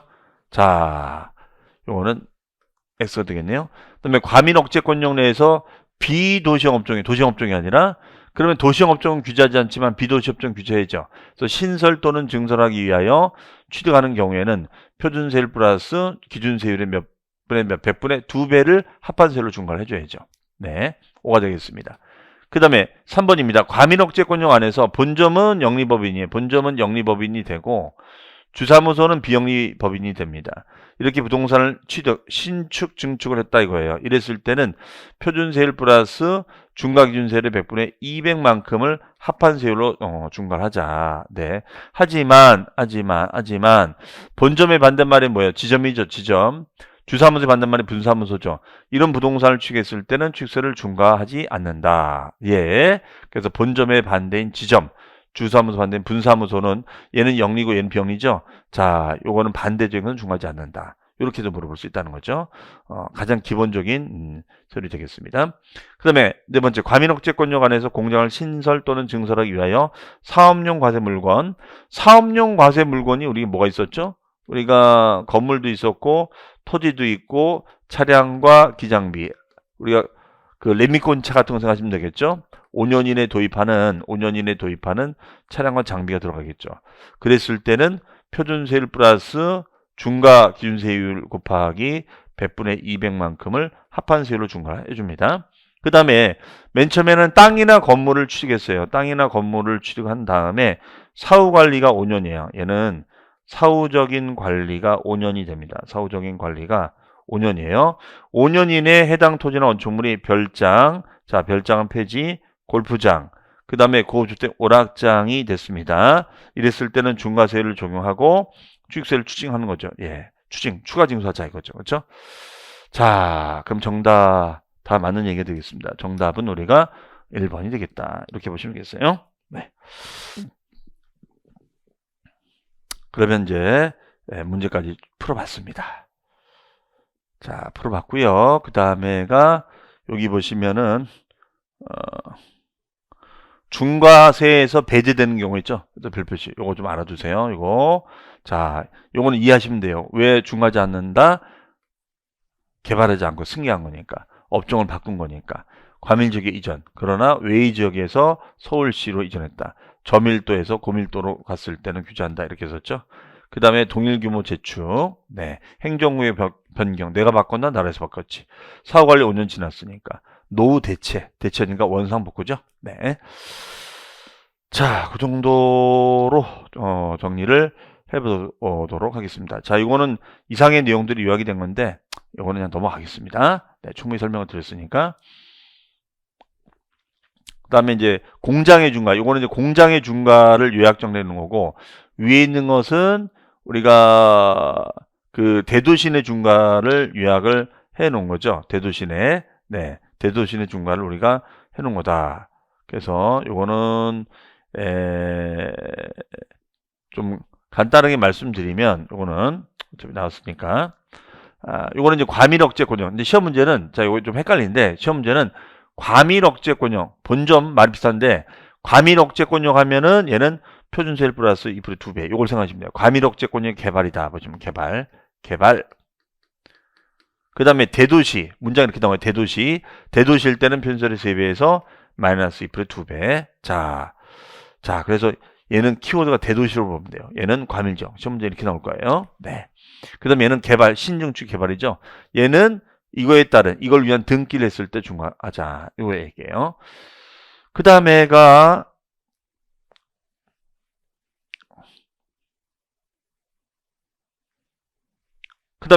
우리 과밀억제권역 공장 신증설, 얘도 좀 비슷하죠. 네. 과밀지역의 요건 개발, 대도시 내 공장 신증설 목적 추측했을 때 얘랑 말이 좀 비슷한데, 자, 신경 쓰지 마시고, 자, 이 같은 경우에는 과밀지역의 중과다. 얘는 대도시의 중과다. 요 키워드 보시면 돼요. 네. 그러면은 중복됐다. 이랬을 때는 3배를 중과한다. 이건 뭐냐면 이거죠. 이건 제가 그랬었죠. 수원이라는 도시가 있다. 수원이라는 도시는 대도시면서 과밀지역이에요. 다시 설명드리면, 그러면 수원이라는 대도시에서 토지만 공장을 지을 목적으로 공장 부지를 샀다. 취득하였다. 그럼 요 중과만 돼. 하지만 동시에 연기 나는 공장을 지었다. 그러면은 요것도 중과가 된다는 거예요. 과밀지역의 중과도 동시에 된다는 거예요. 그러면 얘는 표준세율에다가 곱하기 3배를 중과하자. 이렇게 해석을 하고 있습니다. 그 뜻이에요, 얘는. 네. 이렇게만 이해를 하고 넘어가시면 되겠습니다. 자, 요 부분이 헷갈리시면 요거 안 보셔도 상관없어요. 네. 만약에 헷갈리시면은 복수할 때는 그냥 이런 것이 있다는 것만 봐주시면 되겠습니다. 자, 그러면은 이제 그 다음 특례세로 가겠습니다. 자, 특례세율은 딱 2가지니까 요거는 그래도 좀 정리하기 좋은데, 자, 그러면 큰 흐름만 정리해 볼게요. 과밀억제권역은 아주 디테일하게 출제를 할 때도 있지만 그거는 좀 난이도를 많이 올릴 때 느끼게 되지만 지금은 큰 흐름만 알아둡니다. 큰 흐름만 외우자. 네, 복잡하면. 자, 다시요. 우리가 중과세율은 일단 사치성 재산 뭐가 있다고요? 별장, 골프장, 오락장, 고급선박, 고급주택, 별골 5선주인데 뭐가 폐지가 됐다고? 별장. 그래서 고로 선주가 되는 거고, 이걸 취했을 땐 표준세율 플러스 2% 몇 배? 2배, 4배, 3배? 4배를 중과하자. 그 다음에 서울, 경기, 인천 지역을 무슨 지역? 과밀억제권역. 뭘 개발해? 공장을. 뭘 개발해? 본점을. 뭘 개발해? 주사무소. 신축, 증축. 신설, 증설했을 땐 규제하자. 그래서 표준세율 플러스 2%에 2배를 중과하는 거고, 다만 우리가 중과되지 않는 사례들이 있었죠. 그 다음에 과밀과 비슷한 것이 대도시인데, 인구 50만 이상의 대도시인데 서울, 경기, 인천 지역의 대도시에다가 부동산 취득 등기, 취득 목적이 공장 지을 목적으로 아니면 법인 설립할 목적으로 했을 때는 표준세율의 3배에서 마이너스 2% 2배를 중과하자. 그러면 지방의 대도시, 그 지방의 대도시이면서 인구 밀도 높은 지역은 중과한다 안 한다? 안 하겠다는 거예요. 그러니까 부산이나 대구나 대전에다는 땅을 사든 공장을 지어도 중과하지 않습니다. 왜? 과밀 억제권용도 아니고 지방의 대도시니까. 지방의 대도시니까 규제하지 않겠다. 이렇게 얘기를 하고 있어요. 자, 그다음에 특례세율. 특례세율은 뭐냐? 자, 얘는 이렇게 이해를 하시면 돼요. 자, 이쪽 한번 보실래요? 특례세율은 딱 두 가지밖에 없어요. 두 가지. 두 가지. 그러면은 그 첫 번째가 뭐냐면 첫 번째가 간주 취득 등에 대한 특례세율이에요. 간주. 간주가 뭔지 아시죠? 얘는 원시도 아니고 승계도 아닌데 취득을 보자. 아주 예외적인 뭔가 예외적인 취득을 했을 때를 말합니다. 그러면 얘는 2%의 특례세율이 돼요. 그러면 얘는 간 동그라미, 이 동그라미. 그럼 뭐가 돼요? 간이 안 가니. 간이 안 가니의 특례세율이 됩니다. 그래서 지목 변경, 차량의 종류 변경 등이 되는 것이고요. 그 다음에 두 번째는 뭐냐면 취득은 실제 취득은 일어난 것이 없고 등기가 일어났다면 요 등기세율만 세금을 받읍시다. 이런 얘기예요. 그러면 요 경우에는 표준세율에서 마이너스 2%를 차감한 특례세율을 보자. 2% 차감한 특례세율을 보자. 이렇게 보시면 되겠어요. 그래서 취득은 없고 등기만 있었을 때는 특례세율로 우리가 과세를 합시다. 이런 얘기예요. 그러면 시험 문제에서 다음 중 2%의 특례세율이 아닌 것은 이해하시면 되고 다음 중 취득 표준세율 마이너스 2%가 아닌 건 간주 취득 찾으면 되겠죠. 네. 이렇게 하시면 돼요. 오히려 얘는 더 간단하다라고 볼 수가 있겠습니다. 자, 이 자세한 부분들에 대해서는 잠시 쉬었다가 또 설명을 제가 드릴게요. 자, 잠시 뒤에 뵙겠습니다. 자, 여러분 이제 마지막 시간 볼까요? 자, 세율의 특례세율로 가겠습니다. 이거는 제가 지난 시간에 말씀드린 대로 두 가지가 있다. 바로 여기 내용 보시면은 형식적인 소유권 취득. 자, 내용 보시면 형식적인 소유권 취득입니다. 요거는 이제 우리가 취득은 일어난 것이 없고 그 다음에 등기가 일어났다면 요 등기된 부분에 대해서 과세하자. 그 다음에 중과기준세율은 요거는 2%의 특례세율로서 무슨 취득이에요? 간주 취득을 말한다. 이렇게 썼죠. 간주 취득을 말한다. 그래서 외우실 때는 간 동그라미. 그렇죠? 자, 요거는 간 동그라미, 이 동그라미. 그럼 간이 안 가니 2% 되겠죠? 자, 이제 요 내용이 되겠습니다. 그러면 이제 여기 보시면 원칙은 자, 예외는 여러분들 뭐 특례세율 규정이 대도시에서 부동산 취득하면 중과한다고 됐는데 이건 그냥 여러분들 과감하게 스킵. 요것만 기억하시면 되고. 자, 표준세율 마이너스 2%. 네. 자, 그다음에요. 그럼 이제 항목들이 있겠죠. 항목을 보자 이거죠. 요 항목이 이제 중요한 항목이 되겠습니다. 자, 그러면 별 표시가 하나 해놓으시고요. 그럼 한번 예를 들어 드릴게요. 제가 특히 이제 요 2번이 별 표시인데 상속. 자, 왜 이런 것들이 필요한 건지를 좀 예를 든다면 이런 거죠. 자, 여기 칠판 한번 보실까요? 칠판. 우리가 이제 상속을 합니다. 우리가 상속을 받아요. 상속. 그럼 여기 이제 아버님께서 집을 가지고 계신 거예요. 집을. 근데 여기 이제 아들도 집이 있어요. 아들도 집이 있습니다. 근데 아버님께서 돌아가신 거죠, 이제. 네. 사망. 뭐 얼마 전에도 뭐 고령자 뭐 가수 여자 연예인이 뭐 갑자기 쓰러져서 돌아가셨다. 그러니까 80이 넘다 보니까 전날에 뭐 공연도 했는데 돌아가셨다. 이제 그런 걸 보면서 야, 그분이 저도 이제 뭐 건강 프로그램이라든가 이런 거에서도 자주 나와서 굉장히 건강 관리를 잘 하고 계신 걸 알고 있었는데 정말 사람 인생을 모르는 것 같습니다. 어쨌든 우리가 건강 관리는 뭐 아무리 지나치게 강조해도 중요하다고 보는데요. 뭐 저나 여러분 다 해당이 되시는 거죠. 자, 그래서 사망을 해서 이걸 이제 상속 물려주게 된 거예요. 그러면 이때 상속이 됐을 때는 무상승계 취득이 되는 거죠. 그러면 이렇게 무상승계 취득이 됐을 때는 무슨 세율을 써줘야 돼요? 빙고. 표준세율 써줘야겠죠? 표준세율. 그러면 상속에 따른 표준세율은 우리가 몇 프로가 되는 거예요? 곱하기 2.8%가 되죠. 2.8%. 맞죠? 상속에 따른 경우에는 2.8%가 되는 거죠. 해석이. 그런데 여기에 특례적인 사항이 발생이 된 거야. 특례적인 사항이 발생됐다. 그러면 특례적인 사항은 자, 어떤 거냐? 여기가 1가구 1주택자인 경우가 생긴 거죠. 그러면은 이거는 아버지와 아들이 같이 살다가 물려받는 거야. 이 아들은 무주택자예요. 무주택자. 그럼 무주택자인 아들이 물려받았다. 그럼 이것이 과연 새로운 취득이냐? 이건 아니죠. 이 아들하고 아버지는 같이 공동 지배하다가 이 물건을 갖다가 인수받은 거야. 그럼 사용하다가 헌집 받은 건데 이게 어떻게 새로운 취득이냐? 그 다음에가 농지가 있다면 요 농지도 마찬가지예요. 그러면 요 무주택자인 아들이 한 집에서 같이 살다가 농지도 물려받았다. 이건 새로운 것이 아니다.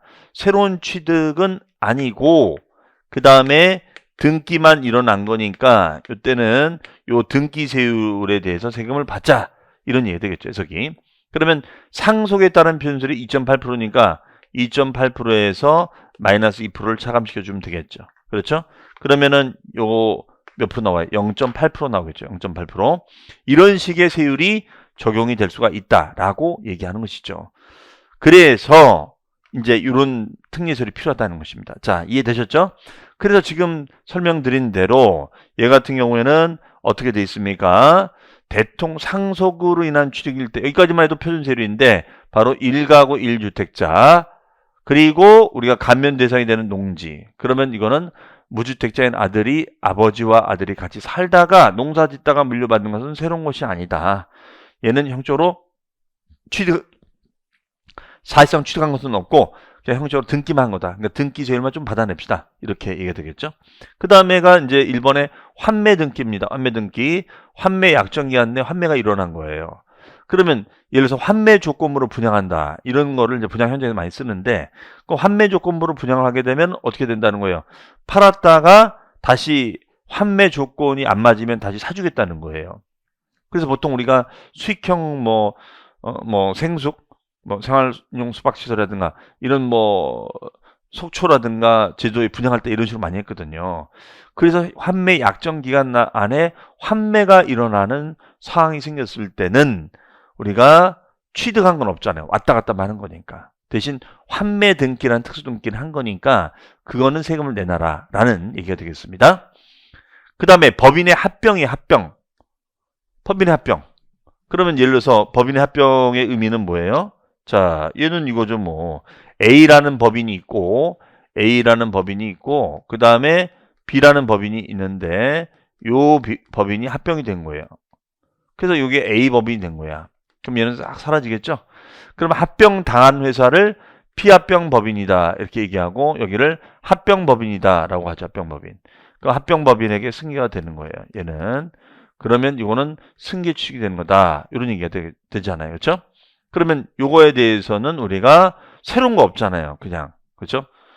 예를 들어서 A 중개법인이고 B 중개법인이 있는데 그냥 통합이 된 거니까 새로운 건 없다. 이렇게 얘기를 합니다. 그다음에 공유물 합유물의 분할. 자, 공유물 합유물의 분할. 자, 우리 민법 시간에 공유한다, 합유한다 배우셨죠? 이런 공유권 해소를 위한 지분 이전인데 다만 등기부등본상 본인 지분을 초과하는 부분은 제외한다. 그럼 초과하는 부분은 제외한다라는 말은 결론적으로 어떻게 한다는 거예요? 결론적으로 얘는 지분대로 분할을 하였다 이 뜻이죠. 지분대로. 그렇죠? 그러면은 여기 토지가 있다면 토지 지분이 갑의 명의로 6, 을의 명의로 4가 됐다면 6대 4로 분할했다 이거잖아요. 그렇죠? 자, 그다음에가 건축물의 이전으로 인한 취득이에요. 그러면 그대로 옮기는 거죠. 그러니까 취득은 없고 등기만 있는 거죠. 자, 그다음에 요거는 이제 재산 분할인데 얘 같은 경우는 뭐냐? 이혼에 따른 요거는 이제 이혼이에요. 이혼에 따른 재산 분할. 그럼 이것도 뭐예요? 부부의 재산을 나누는 거니까 집은 당신 명의로 하고 땅은 당신 명의로 하고 이런 거잖아요. 그렇죠? 자, 이런 걸 말한다라고 보시면 되겠어요. 그 다음에 1가구 1주택의 범위는 여러분들이 참고해서 보시고요. 그 다음에 이제 중과기준세로 적용된 특례. 자, 얘 같은 경우에는 중과기준세로 적용되는 특례입니다. 자, 얘는 우리가 2%의 특례설이다. 그럼 여기다가 뭐라고 메모하면 좋을까요? 여기다가 간주취득이라고 메모를 해주면 좋겠죠. 간주취득. 그래서 얘는 우리가 어떻게 된다? 간 동그라미, 이 동그라미. 그럼 뭐가 돼요? 간이 안 간이 2%. 그죠? 간이 안 간이 2%가 됩니다. 그럼 간주취득 형태가 뭔지 아시잖아요. 그런 이런 간주취득 형태가 과밀적에 돌아가 사치성이 되면 중과가 된다. 그럼 뭐 3배, 5배가 있는데 이거는 안 보셔도 될 것 같습니다. 지금 이것도 헷갈려 죽겠는데 이것까지 어떻게 봅니까? 넘어갑니다. 자, 우리가 맞추기 쉽지 않은 건 과감하게 넘어가겠습니다. 그러면 간주취득이 뭔지만 우리가 알고 있으면 되잖아요. 그러면은 자, 개수 간주취득 맞죠? 개수 간주취득 맞잖아요. 개수. 그렇죠? 그 다음에 선박 차량과 기계 장비 종류 변경, 토지 지목 변경으로 가액 증가. 간주취득 맞죠? 그 다음에 과점주주 간주취득 맞죠? 그래서 취득가액에다가 과점 지분율만큼 취득한 것으로 보자. 이렇게 썼잖아요. 그렇죠? 그 다음에가 쭉 따라 내려오시면은 10번입니다. 1년을 초과하는 임시건축물의 취득. 원래 임시건축물은 임시니까 비과세가 되는 건데 1년을 초과하게 되면 건물로 봅시다. 건물로 의지하자 이거예요. 그래서 얘 같은 경우에는 해석을 건물로 의지한다. 건물로 의지한다. 이 뜻이에요. 그래서 얘는 간주취득이 된다. 이렇게 보시면 되겠습니다. 자, 뭐 다 볼 수 없으니까 이런 중요한 키워드만 먼저 위주로 보시면 되겠어요. 자, 그리고 그 다음에 여기서 이제 한 가지 요 문장이에요. 요 문장. 자, 요 문장 뭐라고 되냐면 개수로 면적이 증가한 경우에는 그 증가된 부분은 원시 취득으로 보자. 이렇게 해석이 되어 있어요. 뭘로 보자고요? 얘는 원시 취득으로 보자. 원시로 보자. 그럼 얘는 이제 이런 얘기예요. 자, 여기 보세요. 여기 만약에 갑이라는 사람이 있는데 이 사람이 이렇게 건물을 신축했어요. 신축. 그러면 요거만큼 원시 취득이 되는 거잖아요. 요거만큼. 맞죠? 근데 의리한 사람은 요렇게 신축한 거야. 요렇게 신축한 거야. 요렇게. 신축. 그 다음에 요렇게 늘린 거지. 네. 증축을 했어요. 증축. 증축을 했습니다. 이게 증축. 면적을 증가시켰어요. 그러면 얘는 간주 취득이면 2%가 되는 거죠. 그럼 신축은 우리가 원시면 2.8% 되는 거고 여기도 2.8% 되는 거죠. 그렇죠? 그럼 여기는 2% 되는 거잖아요.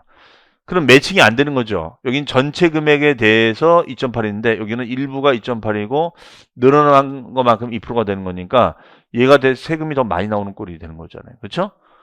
그러면 만약에 세금만 생각한다면 갑처럼 짓겠어요? 을처럼 짓겠어요? 다 을처럼 짓지. 누가 갑처럼 지어요. 그래서 이런 어떤 세금에 대한 형평성의 문제가 있을 수 있으니까 이 경우에는 매칭을 시켜주자. 자, 그래서 면적의 증가는 뭘로 보아? 얘는 뭘로 보아? 증가된 것은 원시 취득으로 보아. 이렇게 규제하자. 이렇게 얘기된 겁니다. 자, 이해되시죠? 네, 이렇게 보시면 되겠어요. 자, 그러면 이제 충분히 말씀드렸고요. 관련된 문제를 한번 풀어보도록 하겠습니다. 보시면은 지방세법상 취득세 표준세율에서 중과기준세율을 뺀 세율로 산출한 금액을 그 세율로 하는 것은 모두 묶인 것은 이라고 되어 있습니다. 자, 그러면은 얘 같은 경우는 첫 번째 무슨 등기? 환매 등기. 그리고 환매 약정기한 내에 환매가 이루어졌어요. 그랬을 때는 되서주거나 되파는 것이 이뤘을 때는 얘는 왔다 갔다 하는 거지 취득은 없고 등기만 있는 거잖아요. 그러니까 표준세율 마이너스 2% 되는 것입니다. 그 다음에 임시건축물은 비과세가 되는데 요 임시가 1년을 초과하게 되면 얘는 건물로 의제가 되는 거죠. 건물로 간주가 되는 거니까 얘는 어떻게 돼요? 2%의 간주 취득. 자, 얘는 표준세율 마이너스 2%가 되는 거고요. 그 다음에 존속기가, 그 다음에 이혼시 재산분할. 자, 이혼시 재산분할도 부부의 재산 나눈 거잖아. 그러니까 취득은 없고 등기만 하는 거죠. 그러니까 얘도 표준세율에서 마이너스 2%를 차감하는 것이 되겠고요. 그 다음에 등본상 본인 지분을 초과하지 않는 공유물의 분할. 그러면 얘는 지분대로 쪼갠 거죠. 자, 요 토지가 이렇게 있다라고 한다면 갑의 명의로 6, 을의 명의로 4가 있으면은 6대4. 지분대로 쪼개자. 그럼 얘는 취득은 없고 등기만 있는 거잖아요. 그렇죠? 자, 그래서 이 경우에도 취득은 없고 등기만 있는 거니까 여기도 표준세에 대해서 마이너스 2%를 차감하자. 이렇게 되겠죠. 해석이. 그러면은 이때 요걸로 묶인 거는 기억, 디귿, 리을이 되겠죠. 그렇죠? 기억, 디귿, 리을. 네, 5번이 되겠습니다. 자, 이렇게 이제 거의 이런 패턴. 그러니까 표준세율 마이너스 2%가 아니면 간주취득 찾으면 되는 거고요. 간주취득이 아닌 거 찾으면은 간주취득 빼고 나머지다. 이렇게 보시면 돼요. 그래서 이거는 여러분들이 조금만 노력을 하시면 맞춰낼 수가 있습니다. 자, 그러면 이제 복잡한 세율은 이 정도까지 가고요. 그 다음에 이제 비과세로 갑니다. 비과세. 자, 우리가 비과세는 사실은 뭐 우리 취득세 공부하기 전에 양도소득세가 제일 중요하다라고 제가 많이 말씀드렸는데요. 우리 그거만큼 양도세 정도는 아니지만 취득세 비과세도 좀 지방세는 중요해요. 왜냐하면 취득세 비과세 규정이 양도세를 쭉 그러니까 재산세 등록면에서 재산세 쭉 따라가거든요. 자, 그러면은 요 내용을 보기 전에 우리 양도세 비과세 간단하게 한번 정리 한번 해볼까요? 네, 양도세 또 한지 꽤 됐는데 첫 번째 우리가 뭐가 있었냐면 양도세 비과세입니다. 파산선고처분 소득이 됐을 때는 빚 갚아야지 무슨 세금이냐. 두 번째는 뭐의 교환? 농지의 교환. 농지를 교환하거나 분합을 했었을 때는 비과세 준다. 대신 사유요건과 차익 조건이 맞아야 되는데 교환 차이가 큰 편의 4분의 1 이하가 돼야 된다. 자, 세 번째가 뭐였었죠? 112죠. 네, 한 세대가 하나의 집을 2년 보유, 조정적 2년 거주인데 단 우리가 예외적인 조항들이 있었죠. 그래서 1세대라는 것은 배우자가 있어야 되지만 배우자가 없어도 1세대로 보는 것이 있고 이때 1주택은 뭐 고가주택, 공유주택, 다가구주택, 겸용주택, 집이 두 채일지라도 비과세 되는 것이 있었죠. 그 다음에 2년 보유일 때는 우리가 취득일부터 양도까지 2년을 채워야 되는데 그러나 수용을 당했다거나 건설 임대주택이나 취약상, 질병상, 근무상 형편이 생겼다거나 이랬을 때는 이걸 안 따지고 해주겠다. 그 다음에 집이 두 채가 돼서 팔았을 때는 일식 2주택일 때는 종전주택을 3년 이내에 팔아라. 상속 일반일 때는 일반주택 팔아라. 기억나시죠? 혼인일 때는 합가한 날부터 몇 년? 5년. 동거봉양은 10년. 거주 임대일 때는 어떤 주택? 거주택을 팔아라. 이런 내용들이 이제 주요 골자가 되겠습니다. 자, 그러면 비과세는 뭐냐면 취득을 해도 세금을 받지 말자. 이런 얘기죠. 취득을 해도 세금을 받지 말자. 우리 양도세보다는 비과세가 좀 더 간단합니다. 그래서 이것도 이 법 취지를 좀 생각하시면 돼요. 왜 취득했을 땐 세금이 없을까? 자, 첫 번째 갑니다. 첫 번째 보시면은 이건 금방 이해가 될 것 같아요. 국가 등이 직접 취득한대요. 그러면은 국가나 시청이 뭐 건물을 매입한대요. 그래서 시청에서 쓰겠대요. 청사용도로. 세금을 부과할 수는 없죠. 왜? 과세권자잖아. 과세권자가 자기가 자기한테 어떻게 과세합니까? 다만 과세할 때가 있어요. 자, 2번입니다. 대한민국 정부 기관 취득에 대하여 과세하는 외국 정부의 취득에 대해서는 우리도 과세하겠다. 마치 우리나라 뭐 도쿄에 있는 우리나라 일본 대사관 건물에 대해서 건물을 대사관 용도로 매입을 했는데 취득세를 부과하면 우리도 요 주일 대사관한테 부과하겠다 이런 얘기예요. 그 다음에가 국가 등의 귀속. 자, 요거는 국가 등의 귀속이 되거나 기부채납. 기부채납이 뭐예요? 사용을 하다가 나중에 기부하겠다 이거죠. 이랬을 때는 비과세 주겠다. 다만 다음의 경우에는 부과를 하겠다는 거예요. 첫 번째 뭐예요? 국가 등의 귀속을 한다고 했는데 이행하지 않고 자, 타인에게 매각, 증여, 배신한 거죠. 그 다음에 조건이 바뀐 거야. 그럼 해줄 수가 없죠. 그 다음에 반대급부가 있었어요. 반대급부로 우리가 부동산이나 사회 기반 시설을 무상으로 양여, 물려받거나 아니면은 무상사용권을 제공받았을 때 이랬을 때는 유형이 바뀐 거니까 과세를 하자. 이렇게 얘기를 하고 있습니다. 자, 그 다음에 형식적인 취득. 자, 신탁재산의 취득이 있습니다. 신탁은 믿고 맡기는 거죠. 믿고 맡기는 거예요. 믿고 맡기는 거. 자, 그래서 맡기는 사람을 우리는 위탁자라고 얘기하고요. 위탁자. 맡아서 관리하는 사람을 수탁자라고 합니다. 그래서 얘는 신탁 등기를 해요. 신탁 등기. 맡아서 관리하는 거니까. 그러면 얘는 그냥 맡긴 거잖아. 맡긴 거는 이거는 실제 소유권이 넘어간 것이 아니잖아요. 그렇죠? 그러니까 얘는 취득세를 부과하지 않는 거고 다시 환원됐을 때도 취득세를 부과하지 않는 거죠. 해석이. 네, 여기 신탁 등기예요. 다만 자, 여기 한번 시험에 나왔었어요. 여기에. 다만 주의입니다. 다만 자, 우리 도시 및 주거 환경 정비법에서 배우시는 거 있죠? 주택 조합 등과 조합원 간의 부동산 취득이라든가 아니면 비조합원 간의 부동산 취득은 제외한다. 이렇게 얘기합니다. 그러면 이거는 우리가 어떤 거예요? 여러분들 도정법이 나오잖아요. 조합원을 못 믿죠. 조합을 못 믿죠. 그러니까 이 부분에 대해서는 신탁사가 관리하게끔 하겠다는 거죠. 그러면 서로 이런 필요에 의해서 하는 것은 좀 아주 사적인 이런 부분들이고 조합원에게 귀속시켜서 과세를 시키겠다 이런 얘기예요. 그래서 다른 신탁법의 신탁 그냥 맡아서 관리만 하는 그런 단순한 것은 세금을 안 받는데 요건 얘기가 달라집니다. 그래서 주택조합과 조합원 간의 부동산 취득 서로 못 믿는 거죠. 요거는 제외한다. 제외한다는 것은 뭐 한다? 과세한다. 자, 이런 거 조심하셔야겠죠? 네. 그래서 얘는 되고요. 그 다음에 여기 보시면은 위탁자로부터 수탁자 이걸 빼놓고는 수탁자에게 이전한다거나 아니면 거꾸로 신탁기간이 끝나서 수탁자로부터 위탁자로 이전했을 때 이때도 없다. 맡긴 거 찾아온 거죠. 그 다음에 수탁자의 변경도 마찬가지입니다. 자, 하지만 다른 것은 신탁법에 따른 신탁인데 이거는 신탁법에 따른 신탁이 아니기 때문에 이거는 규제 목적으로 명의신탁. 명의신탁이 뭐야? 남의 이름 빌려서 취득하게끔 하는 거죠. 그러면 실소유주가 있고 명의상 소유주가 있다면 어떻게 한다? 명의상 소유주에게 과세하겠다. 이런 얘기가 돼.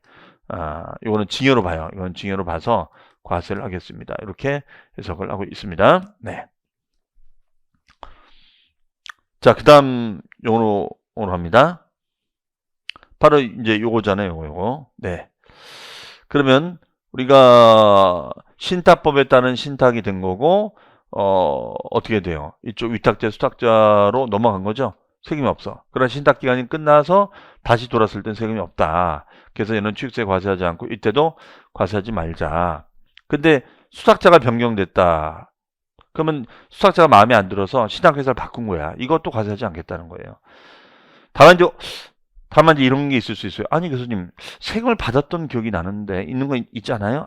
그게 있었죠. 이게 바로 뭐냐면 위탁자 A에서 위탁자 B로 지위가 이전됐을 때는 신탁의 지위가 이전된 거예요. 모든 신탁의 지위가 이전됐을 때는 새로운 취득이다. 그래서 이거는 새로운 취득으로 보기 때문에 이거는 과세를 하겠습니다. 이렇게 얘기를 하고 있어요. 네.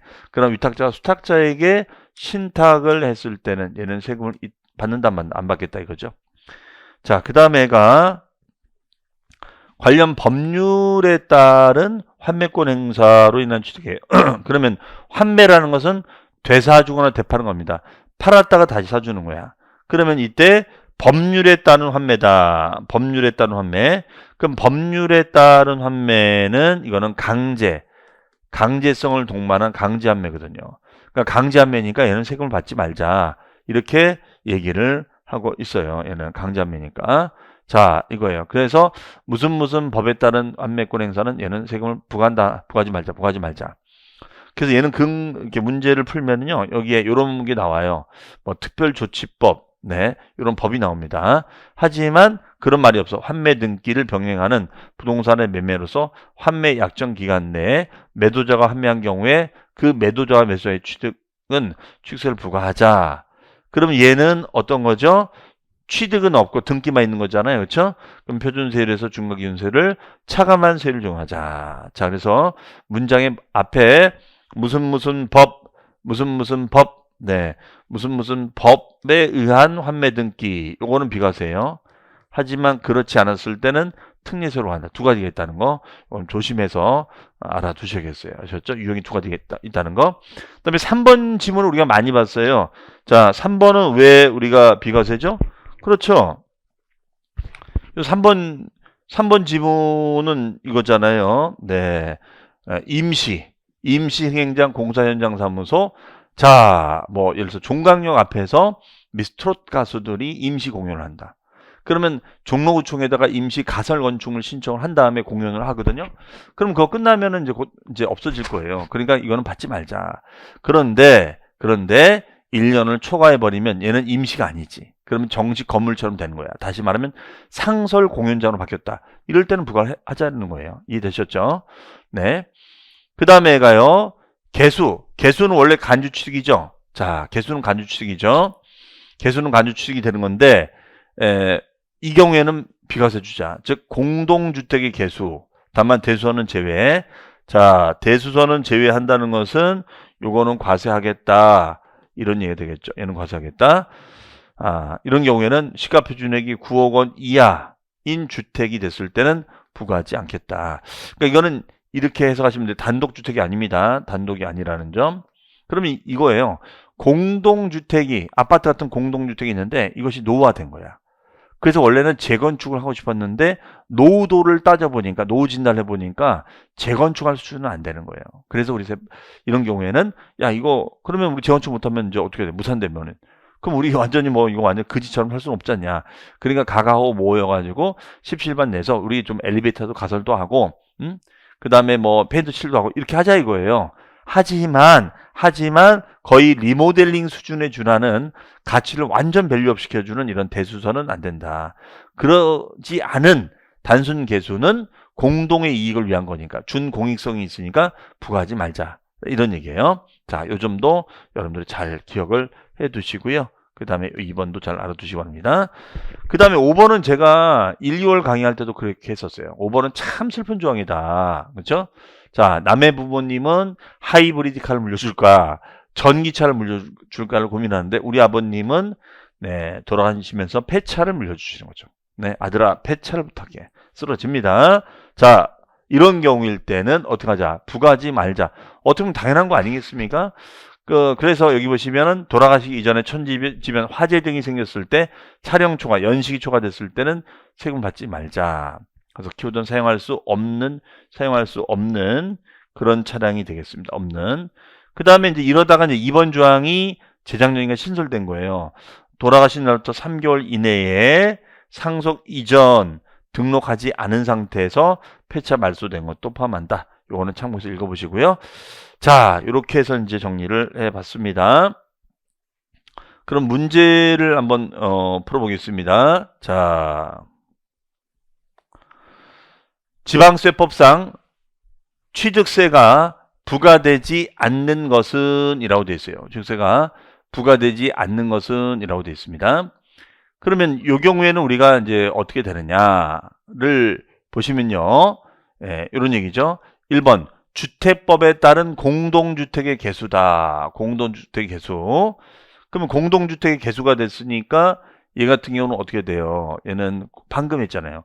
노후 불량이니까 개선 목적으로 개수한 것은 9억 원 이하까지는 부과하지 말자. 다만 대수선은 제외하자. 요거는 과세하자. 이런 얘기가 되겠죠. 해석이요. 자, 말 되죠? 그 다음에 2번 형제 간의 부동산의 상호 교환. 교환 거래는 얘는 무슨 취득이에요? 유상 취득이죠. 교환 거래는 유상 취득이죠. 그렇죠? 유상 취득이 됩니다. 자, 그 다음에 직계 존속으로부터 거주하는 주택을 증여는 무상승계잖아. 무상승계. 얘는 무상승계가 되는 거죠. 그렇죠? 그 다음에 파산 선고. 이거는 뭐냐면 원래 배우자나 직계 존미속 이름으로 취득하면은 증여로 본다. 그러나 파산 선고, 그 다음에가 뭐 공매, 그 다음에 소득으로 증명됐을 때, 아니면 상속이나 증여를 받았을 때, 이랬을 때는 입증이 된 거니까 이거는 뭘로 보자? 유상취득으로 보자. 요 지문이에요. 네, 우리 납세 문제에 나왔던 겁니다. 그 다음에 주택조합이 해당 조합원 용도로 조합주택용 부동산을 주겠다. 그러면 이게 명칭은 빵빵 조합 아파트이긴 하지만, 실질적인 주인은 누구? 조합원. 그러니까 조합원한테 세금을 받자 이렇게 썼죠. 그래서 전체 이제 조합 아파트 중에서 뭐 요 골드층은 조합원한테 분양을 해주고, 나머지는 이제 일반에게 분양해주겠죠. 그러니까 일반권 뺀 실질적인 주인은 조합원한테 받자. 이 부분에 대해서는 일반은 이제 일반이 내고, 이 부분은 조합이 알아서 이제 정리하면 되는 거거든요. 자, 따라서 다른 것들은 다 과세인데 요거는 과세가 될 것 같지만 이런 입법 취지 때문에 과세한다, 과세하지 않는다, 과세하지 않는다. 이런 식으로 과세되는 유형과 과세가 되지 않는 유형 이렇게 섞어서 물어볼 수가 있기 때문에 봐주시면 되겠습니다. 자, 정답은 1번이 되겠습니다. 자, 이상으로 해서 우리 취득세에서 가장 우리가 이제 머리 아픈 파트인 지난주에 이어서 표준, 그 다음에 중과 특례설 요거를 집중적으로 살펴봤고요. 다음 시간에는 이제 우리가 취득세 납부 절차 이제 마무리가 되겠죠. 납부 절차하고 이제 등록 면허세로 갈 겁니다. 등록 면허세. 그 다음에 이제 재산세 일부 내용까지 들어갈 거니까요. 자, 여러분들 한 주간도 복습 잘 해주시고, 어쨌든 여기까지 축세에서 제일 출제가 많이 되는 파트예요. 그래서 축세 납세모자, 그 다음에 과세표준, 세율 다시 한번 좀 복습 정리를 해주시고요. 그 다음에 앞서 배웠던 양도세, 요것만 해도 전체 우리 진도의 한 5, 60% 끝난 거니까, 그래서 양도세 취득세는 좀 정리를 잘, 왜? 매도 고객과 매수 고객이잖아요. 그러니까 요거는 좀 잘 정리를 해주실 필요가 있겠습니다. 자, 이상으로 해서 비과세까지 해서 이번 주에는 정리하겠습니다. 자, 수고 많으셨습니다. 감사합니다.